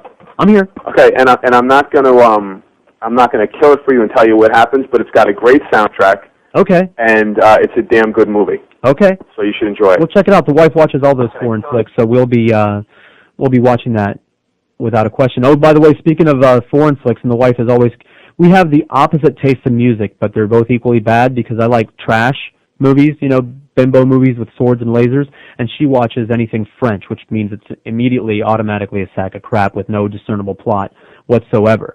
So she rents this movie, The Year of the Jellyfish is the translation, the Medusas, or something like that, with Valerie Kaprisky. You know who I'm talking about, Joe? There wasn't 30 seconds in that movie where you didn't have a young, pert, tan pair of breasts parading across the screen. And pubics. Although you might like I said, it was French and old. So all you punks might have to acknowledge that the women, and by the way, they're all young and they're very, you know, I'm not talking about hairy beasts coming out there, but it's not the kind of things that you're used to, you jaded punks. Let's not revisit that topic, but nevertheless, it took place on Saint-Tropez. So, I mean, from the opening credits, the tops are off all the way through this thing. It was a great movie. I have no idea what happened during the course of it. Oh, I know.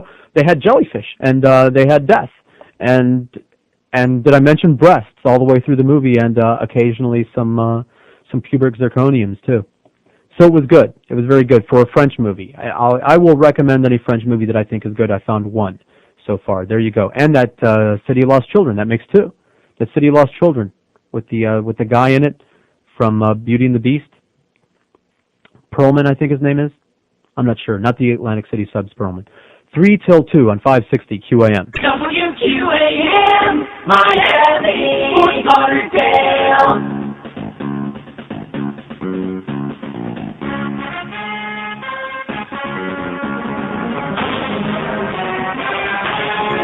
You go to hell, you die. They remade blazing saddles, but now they've gone too far. Instead of live on middle, Will Smith is now the star. They decided to call it the Wild Wild West. No more drugs they would not have to pay. They assume we're all dumb cattle and won't remember anyway. Robert Conrad was the real Jim West, but now it's a rapid movie. Hollywood wants to be politically correct when churning out these crappy movies. Think I can picture Porno or Michael Dunn for Ross Martin in Kevin Kline instead. They cancel Charles Agent or Alan Helen, that's because they're all dead. It's because they're all dead. They call Dr. Love his darling, but his name was Nicolito. Thanks for thinking so much of us, in assuming we're too dumb to know. In 1868, all the slaves were free, as we paid secret agents, don't you know? Next time you'll do good today, at least watch a few of the shows.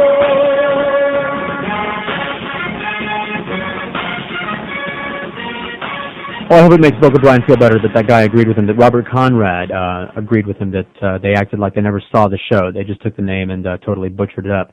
But I don't have to worry about it because I'm not going to see it because, like I said, Will Smith, he bugs me. Mobile in Miami Beach, hello. George. Yes, sir. What's up, man? Not a thing. Yeah, that guy that called up a few calls ago, he talked about how he was disappointed at the movie South Park.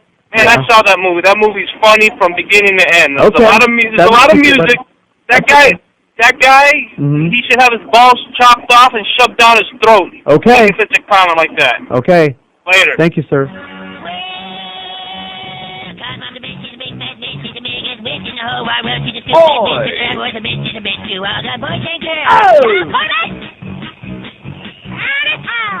Yeah.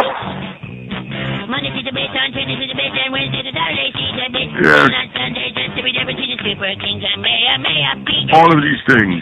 Golly, that isn't very nice. I'd sure like to teach him a lesson. No. Have you ever met my friend called Monty the biggest bitch in the whole world? Well, she's a mean old bitch, she has super hair, she's a bitch, bitch, bitch, bitch, bitch, bitch, bitch, bitch, bitch, bitch, bitch, bitch, bitch, bitch, bitch, she's a super bitch.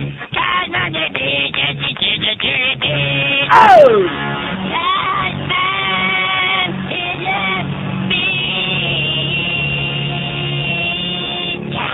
I heard that. Okay, then. Thank you very much. That just came out of nowhere, like magic, like the Magic Elves were playing it. 105 on QAM. Here's Fort Lauderdale. As soon as I find the button, here's Fort Lauderdale. Hello. Hi, Hi. George. Yes. You were talking earlier about how they changed the Dr. Loveless character from Wild Wild West. Right. Originally he was a midget.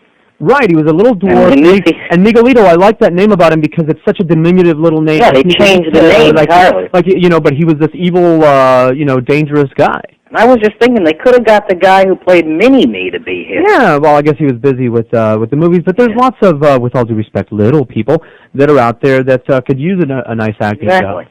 That was the whole deal with this. He was a little guy, but he was incredibly evil and powerful and dangerous. That made it all the more evil. Is that he was little and dangerous. Hey, can I get a shameless request? I'll, maybe. The Scottish bagpiper? The bagpipes? Oh, okay. Whatever. What the hell? Why not? Thanks, man. You bet. We haven't heard that in the last, 5 minutes. North Miami, hello. George. Yes. How you doing? All right. Previous caller, not the one just now, but the previous one, took some thunder from me. South Park, I did watch it. I wouldn't recommend taking your daughter to see it because it does have a lot of She knows all the words. She went to kindergarten. Okay, well then take her. But it is a good movie. It is a little long. It does have a lot of music in it, but it's hilarious. Okay. Definitely recommend it. We'll see it. I'm gonna go see it without her because I'm not gonna wait a month for her to get back from Gainesville. Fort White, but nobody knows what I'm talking about. It's right up by Itchitucknee Springs, which if you've never floated Itchitucknee Springs, I highly recommend it. Although I understand now you have to take a number. They're only letting like 750 people on it at one time, which is half of what they used to, which is good. You don't want that thing crowded when you go down there. That's the whole idea, is you just float down that lazy, crystal clear river and look up at the canopy of trees that are growing over it all the way down. Have you ever been on it? Been there? Done that? It's great. It's just one of those slow moving, it's almost not a river, it's just so little. It's like a slow brook, a babbling brook. What is it? Does the wife like South Park? Yes, the wife likes South Park. The wife does have a sense of humor. It's just that her taste in movies is horrible because she's an intellectual, and that means she has to like the French movies. Not to mention that she's a chick. She's got that handicap to deal with there. Well, if you have no one to go with, because you know about I'd like to go. What is it? Because Janina hates South Park. Get the out of here. Hates it like the most vile poison. You turned it on to me. Remember, you played the 5-minute pilot. First of all, you got a hold of that. You remember how I was crying tears. I was red in the face, crying tears. I thought I was going to be hemorrhaging from my eyes. And same thing. I went home, found it in the TV guide, turned it on. The wife was like askance for about 30 seconds, and then the ends of her mouth started curling up, and then eventually she was on the floor right there with me. Because it's funny. What's not to like about that? It's toilet humor. It's not witty. Right. She doesn't know the character. It's not witty. And most importantly, it's not The Simpsons. Mecca Barbara Streisand was. It's not what? It's not The Simpsons. It's not The Simpsons, which is funniest half hour in the history of television as far as I'm concerned. You will not find a bigger booster for The Simpsons. We have The Simpsons plate in center in our living room, the collector's plate. It's a microcosm of our family there. So I agree with that. But nevertheless, it stands on its own. It's its own thing. It's too easy. Just a bunch of cartoon kids saying No. Well, I mean, obviously, why am I arguing with you? We agree with each I'm just other. regurgitating her. You're more than welcome to come along. We can make a group of it. Like, go take off early out of here one of these days, or on the weekend, or go see a matinee or something. Yeah, she won't go. Okay. Yeah, you're there. All right, we'll do it. That's incredible to me. Incredible. North Miami, hello. Hey, George. Hey, what? I'd like to complain about Wild Wild West. Okay. You know, Will Smith's standards are usually higher during every summer. When was that? I'm missing the disaster movies here. You're listening to he had nothing to do with those. Independence Day was, with all due respect to the explosion scene, which I liked a lot, and the spaceship battles, which I liked a lot, was a piece of dog crap as far as a movie goes. But still can be considered a disaster. And that guy wants to Fidel Castro. I think the boats are leaving every hour on the hour, sir. The Cuban ferry is sailing even as we speak. 10 after 1 on 560. Stall. WQAM. Wake up with the first team. Joe Rose, Jeff DeForest, and Steve Goldstein. Weekday mornings at 6. Only on Sports Radio 560 QAM. Can't get enough of those four foul-mouthed kids from South Park? Well, Comedy Central changes attitudes and latitudes with four wise guys from Alabama. Join the laughs on the all-new animated series, Deep South Park. You smell that possum-eating hillbilly? I bet your daddy did your sister every night. So, what's your point, Rufus? It's Deep South Park with all the dirty language and ethnic slurs to ensure instant success. How come every time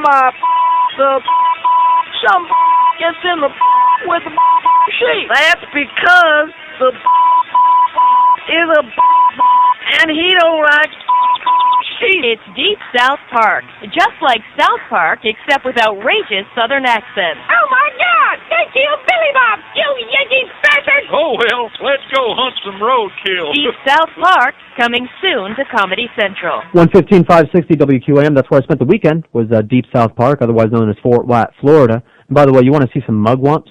And there they all were, gathered around the one local town pump at the gas station. You know, she was dressed like a slut, and her hair was really, really high and teased, and a big rooster tail there. There she was, putting gas in her car, and all the local boys were in a pack circling her, sniffing around. I remember that. It was up like at Fort White. I mean, seriously, the town is like an intersection. And that's where the daughter is spending a month with the in-laws, which she loves because they're in the middle of the woods. She loves the woods. What kid doesn't love the woods and running around with, chasing the squirrels and the trees and whatnot? Here's Virginia Key. Hello. How you doing, George? I don't know these callers yet, do I? Just a little bit. I have a copy, actually, a pretty rare copy of the 12-inch of Bela Lugosi's Dead on CD. On CD? Yeah, it was released as a CD3. You know the little CD3 singles? Right. I bought it as a CD3 single in 1981, and I think now it's worth about $250, from what I understand.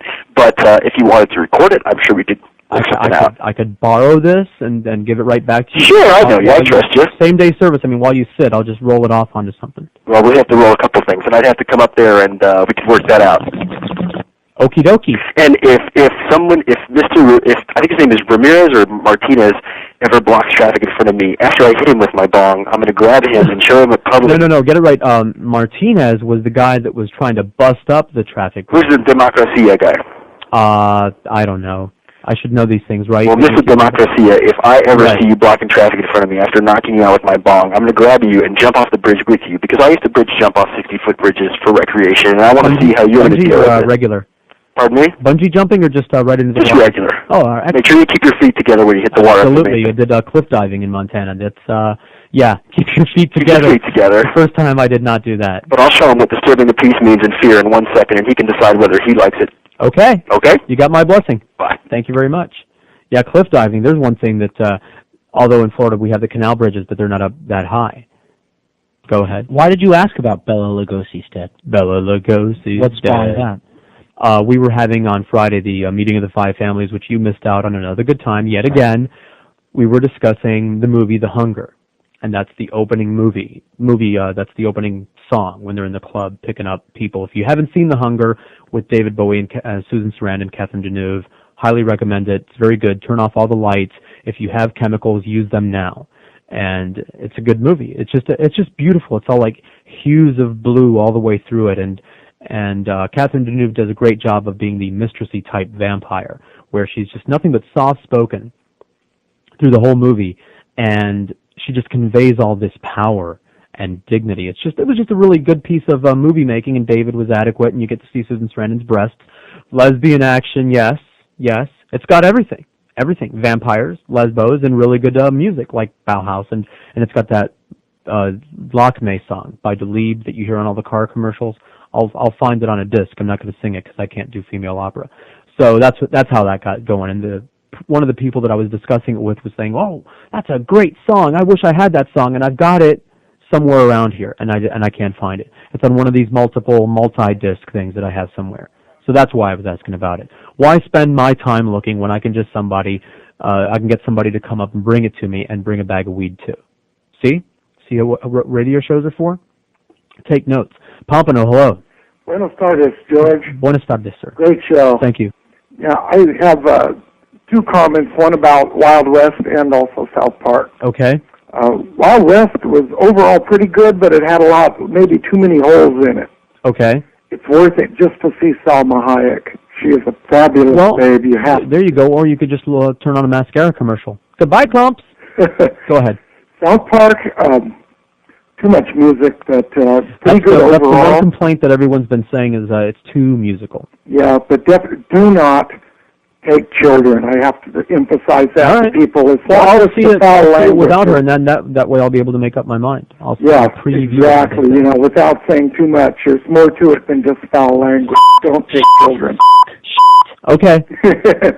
All right. Thank you very much, sir. Have a fine one. That's good advice, because I was worried I asked people about that. I said, is it just the language, or do they get into some subject matter? Because I'm not ready for the big fellatio discussion with her, for example. She knows all about sex and everything, but I'm not ready to discuss the pros and cons of spitting versus swallowing, for example. That's what I was worried about. So I'll preview it, and I'll let you know in the audience. Hello, Oakland Park. Hey, George, how you doing? Yes, sir, doing all right. Great show. Thanks. I'm actually calling because I was also out of town over the weekend, and funny thing happened to me. I went to the Universal's Island of Adventure. If you like that sort of thing, you need to go. It's the best. Okay. But I was at Universal, and they have some of these interactive things. You go behind the scenes into the production area, and they get people from the audience to volunteer. Right, I did do the studios tour, sure. Right, and my 8-year-old son was with me, and he volunteered, and he was up there, and they asked everybody your name, where you from. So they asked my son, what's your name, son? Michael. And they asked him, where you from? He innocently said Miami, and they said, oh, well, welcome to the United States. How do you like your visit so far? Mm-hmm. And, I just busted out laughing. Even the yokels up in Orlando think that we're a third world country. Just think about it. Every time they turn on the news, why would you cover something nice going on? You know what I'm saying? Why would you cover like a party or something like that? Of course they don't. So welcome to the United States. And crap like it went on last week. So yeah, sure. What do you expect? Incredible. Yeah, that's funny. I guess I'm back home with the locals, and love the show. Okay. Take care. Thank you very much. That's right. We're back home. And that's okay. We'll just keep, plodding along. Boca, hello. Hey. Hey. Were you talking about Bauhaus? I was talking about Wow, Bauhaus. man, that brings back memories from the old days. Sure does. The old front man for Love and Rockets. Uh-huh. Yeah, they're pretty good. Yes. I saw South Park. Don't take your kid, but it's a great movie. Okay. If you like South Park, dude, you're going to love it, man. I'll see There's like three, I don't know what these people are talking about, but songs. There's always like some sort of song, right? Pretty much in every show, right? And they're all on the theme. They're all really funny. They're mocking stuff. It's not songs to be songs. They're songs to mock songs. Right. It's really funny. It's great. Okay. They see the F word about 3,000 times, but hey, so does everybody else. Okay. All right, man. Yes, we do. Bye. Thank you very much. Well, we're going to see it. It's not like it's up for debate. I will see it. We just wanted to know if it was good or not. I'll see it regardless because it's must see as far as I'm concerned. Yes. I think that guy was wrong. The lead singer for Love and Rockets was not from Bauhaus. It wasn't. I Peter don't Murphy know. Peter Murphy was the lead singer of Bauhaus. The guy from Love and Rockets was from Joy Division. Oh. Well, what do I know? I don't know. I'm pretty sure about that. I don't know from Love and Rockets. I know that Peter Murphy was from Bauhaus, but I didn't know about Love and Rockets because, like I said, I stopped reading Spin magazine and Rolling Stone magazine a long time ago. I just decided it was reading, and that hurt my eyes. Mobile in Miami, hello. Howdy-ho, Joe! Oh my God, that movie was so hilarious. You're gonna definitely have to say the music adds to it. I don't know what the hell these people are upset about the music. The music adds to it. Because they're a bunch of assholes. Exactly. Okay. Hey, did you happen to read the LA Times report? They actually sat through it and see how many times they said the F word and the S word, and they said it's the most vulgar movie ever produced. Well, that's great. How would you like to have their lives? Exactly. I wish that was the least thing I had to worry about. That's right. Okay, sir. Hey, and one thing that you were talking about electronica music earlier a little bit. Yes.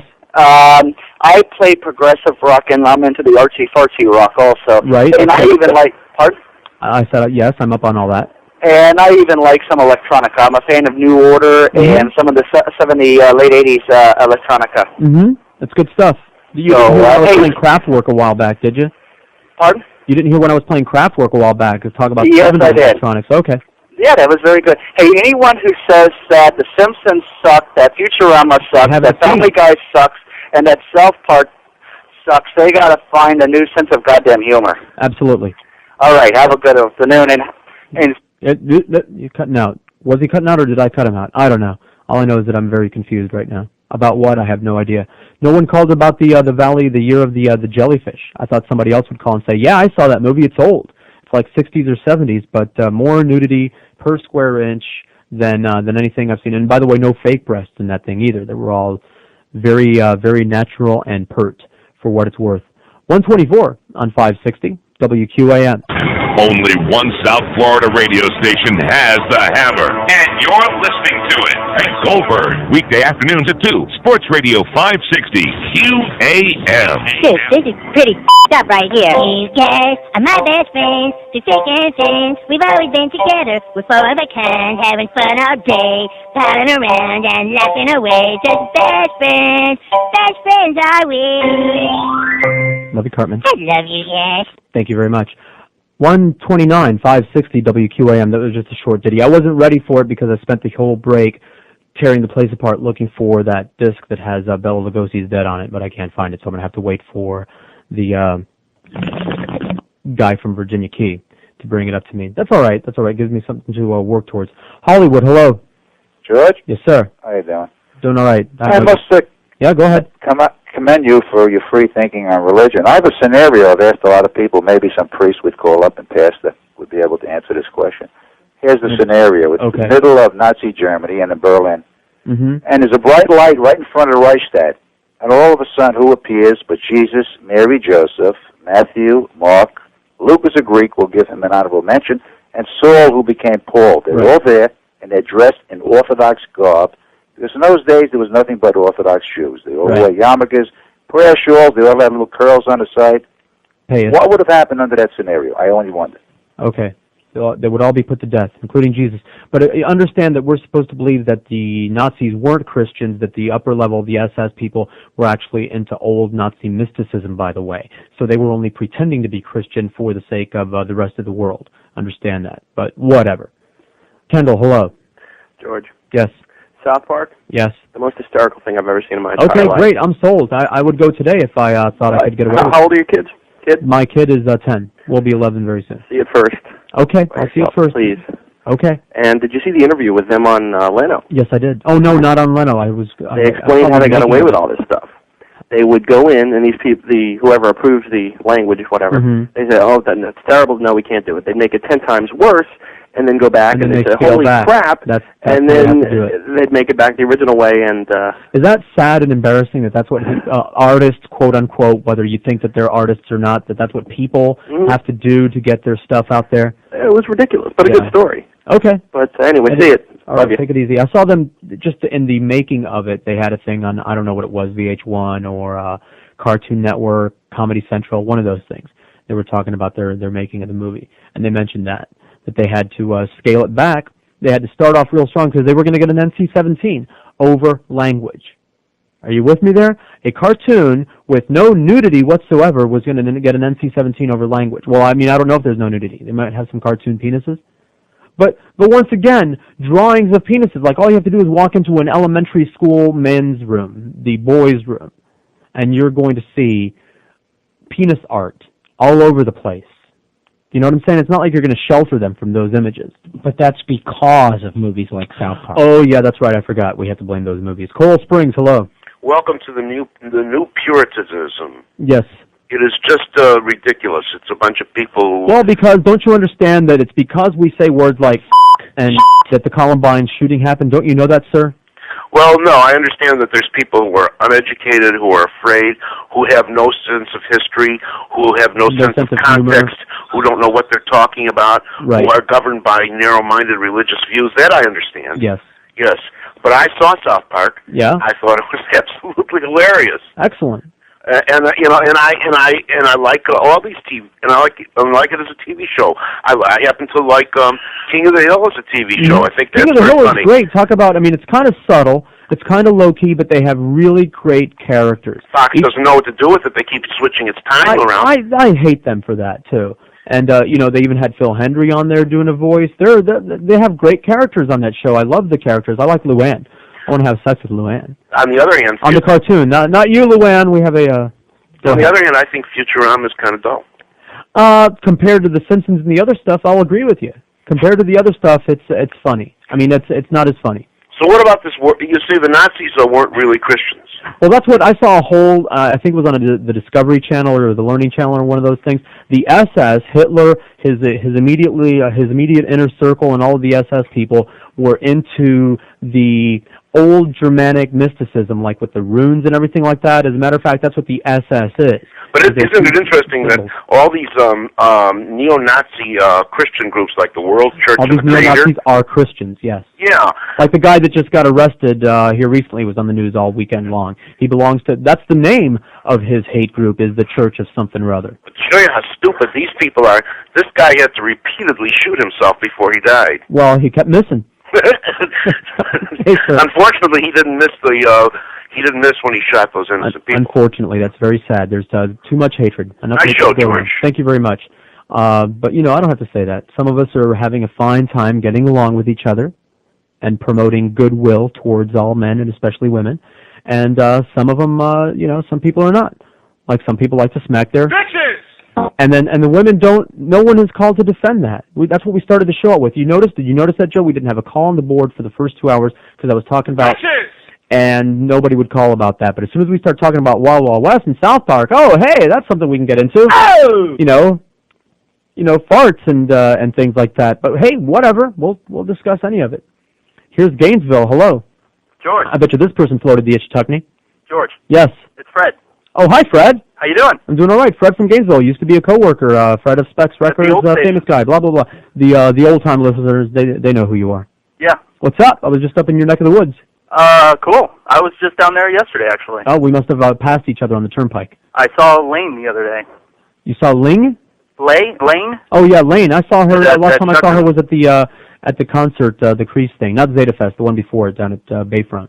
Oh, cool. Looking good. Yeah, I wanted to talk to you about Bauhaus. Okay. But that guy that mentioned earlier, he was correct. Peter Murphy. He was correct. Okay. Wasn't Bauhaus. Peter Murphy went solo. The other three guys went on to form 11 Rockets. Ah, so there you go. Yeah. Thank you. I knew somebody would set us straight. Sure. When are you going to be back in town? Hopefully within the next month or so. I'm going to California this week. So. Well, give a call. Let's hook up. For sure. All righty. Okay, man. Good Thank show. You, Fred. Good show? Is that what? Well, you have to say that, Fred, because you're a friend. 25 till 2, 560 WQAM. Is that the rejoin? Well, yeah, Jesus Christ, I wasn't ready for that. So should I play this? These people got me all whipped up. We don't have any calls on the board. 5670560, pound 560 on the AT&T wireless line. Stop right there. If we don't get any calls, I'll play the whole thing in its entirety, because we have one guy, the mobile in Boca. You've got, as long as this call takes, to call up if you want to talk to me. Otherwise, it's the entire Come Sail Away by Cartman. Mobile in Boca, hello. Hi, George. I really enjoyed the Spike Lee movie. I thought it was it really explained the genre of the time. Okay. I remember I was a fireman, retired about 9 years, and I'll never forget that blackout. If I live to be 1,000, I'll never forget it. And it was very good, very entertaining. I mean, if you're one of the victims' families, it's a horrible thing, but yeah, they were saying they were doing interviews and everything like that, and they were all one more thing, moaning about it. I saw the top 50 programs. The number 2 program, number one, I Love Lucy. The number 2 was MASH, which I don't understand that one. They left out Gilligan's The Island. first couple of years, I can understand that with MASH, and then it got also preachy.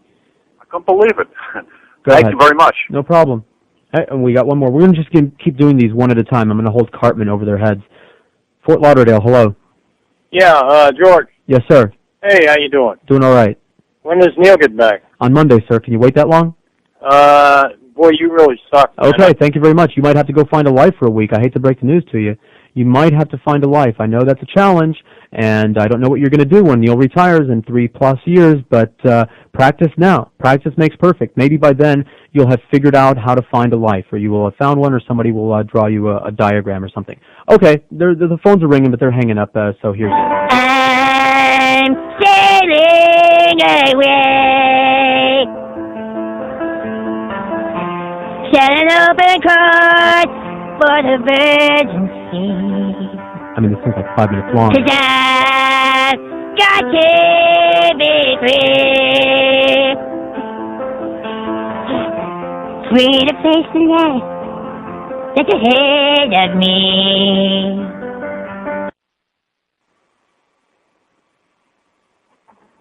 Hello, Miramar. Sorry. I hit the wrong button for the microphone. Miramar, hello. Hey, George. Yes, sir. Okay. Thank you very much. I think that's the Eddie guy, by the way. Does the same thing. He screams. Miami Springs, hello. Maricón. Okay. There you go. Like I said.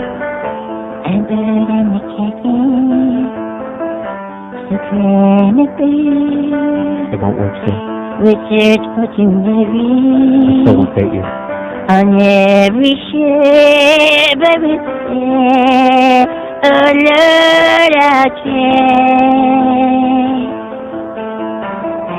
to carry.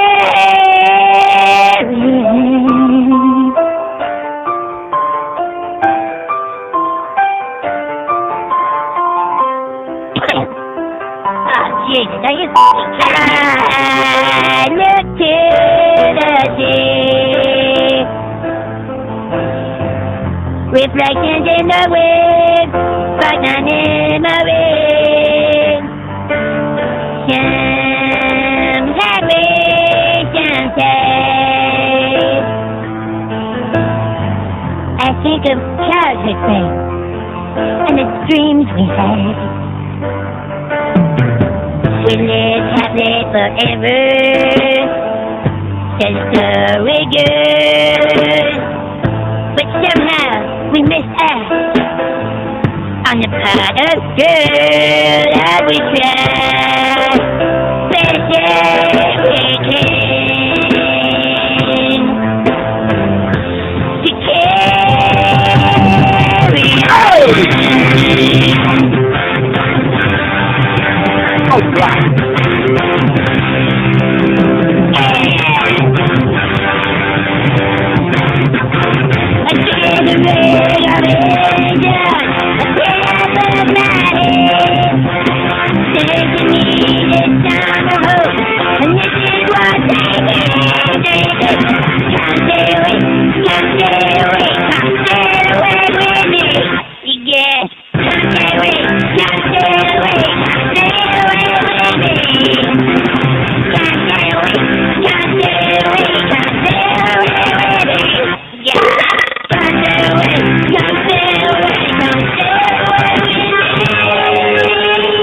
Okay.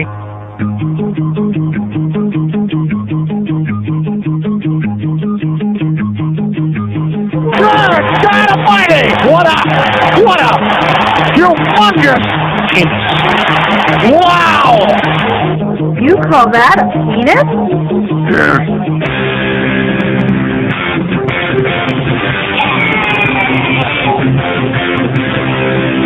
Oh!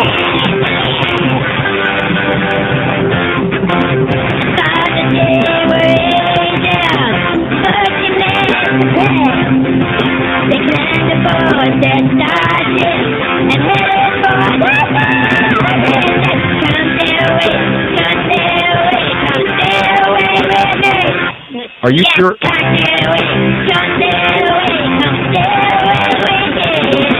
Okay.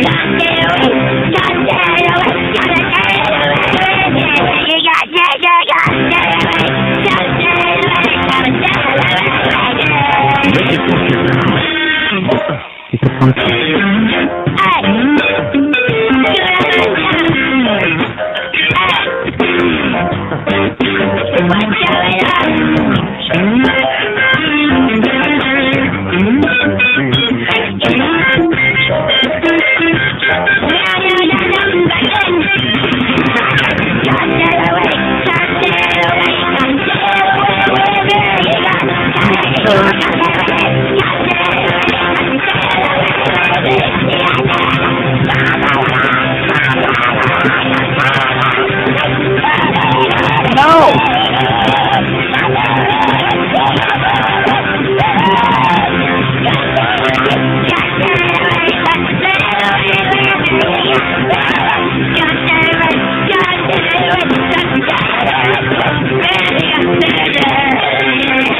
$15 till 2, 560 WQAM, and if that isn't art, then I don't know what is. Sunrise, hello. Hello, Sunrise. Hey. Hey. How you doing? All right. All right. First off, I know you were talking about the multiplayer computer gaming. Yes. Okay. Well, some guy called asking about that. Oh, okay, because I thought you wanted to do it. The easiest way to do Well, it... I mean, I will eventually, but nevertheless, go ahead. Right. The easiest way to do it is instead of doing it from the CD and hosting a game and joining a game and getting all the IP address, ISP address and everything, Right. go to like either zone.com or heat.net or one.net, WON.net, or mplayer.com. Those are the four main ones. Say those again for those of us who don't write as fast as you talk. All right, sorry. Zone.com. Zone.com and mplayer.com. And then Those of you out there listening, if you don't get this the first time, Joe isn't writing these down like I do whenever people give Neil information, so don't call and bug him. Right, then there's Zone.com, mplayer.who? mplayer.com. Uh-huh. One.net, that's WON. And heat.net, HEAT.net. Those, if you have the game, you can just get into a room and play right away. You don't have to worry about it. Really? You don't have to Nothing to worry about. Anything fancy? You just have you just dial it up. If you have the game, you can play it? No, you get online like you would normally do. You go on to mplayer.com. It says join this room. You and I want to play Gunslinger, so we both click the button, and all of a sudden there's 7 people in the room, and you can just join whenever you want. Really? But you have to have the game in your You have to have the game, and or a lot of these like heat.net or mplayer.com. A lot of them let you download a game that you can play. Cool. Thank you. All right. Thanks. All right. There you go for that guy that called up. Can't get any easier than that. I didn't try to do it the other way, but I have heard that it's a big pain in the ass. You have to do stuff. Pompano, hello. Hey, George. Yes. Yeah, I want to thank you about your program on Friday. I know you don't want to talk about it, but whatever. I'm just curious about now that they have the 2 smugglers down in Cuba. Yes. They're going to send them back. Right. What kind of reaction do we have to expect about that now? I'm kind of curious about that. About the smugglers? Yeah, the 2 smugglers they caught. I hope they go to jail or something. I mean, they're going to send them back to the United States. Is there going to be a big riot or whatever demonstration again? or something like that?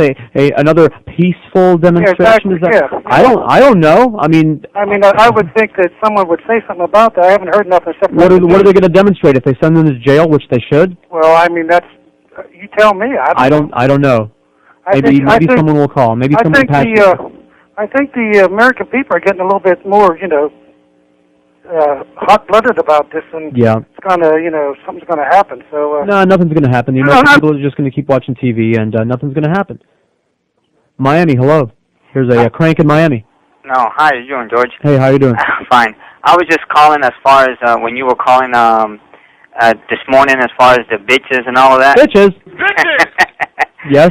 Hell, I've been married for 14 years, and my wife, as well as all her friends, enjoy the fact of opening the doors for them and getting up when they're standing up or something and giving them your chair. They don't know what to do with that. Sometimes, like if I'm in a real anal situation or something like that, the lady enters the room and approaches the table, and I'll stand up. I'll be the only one.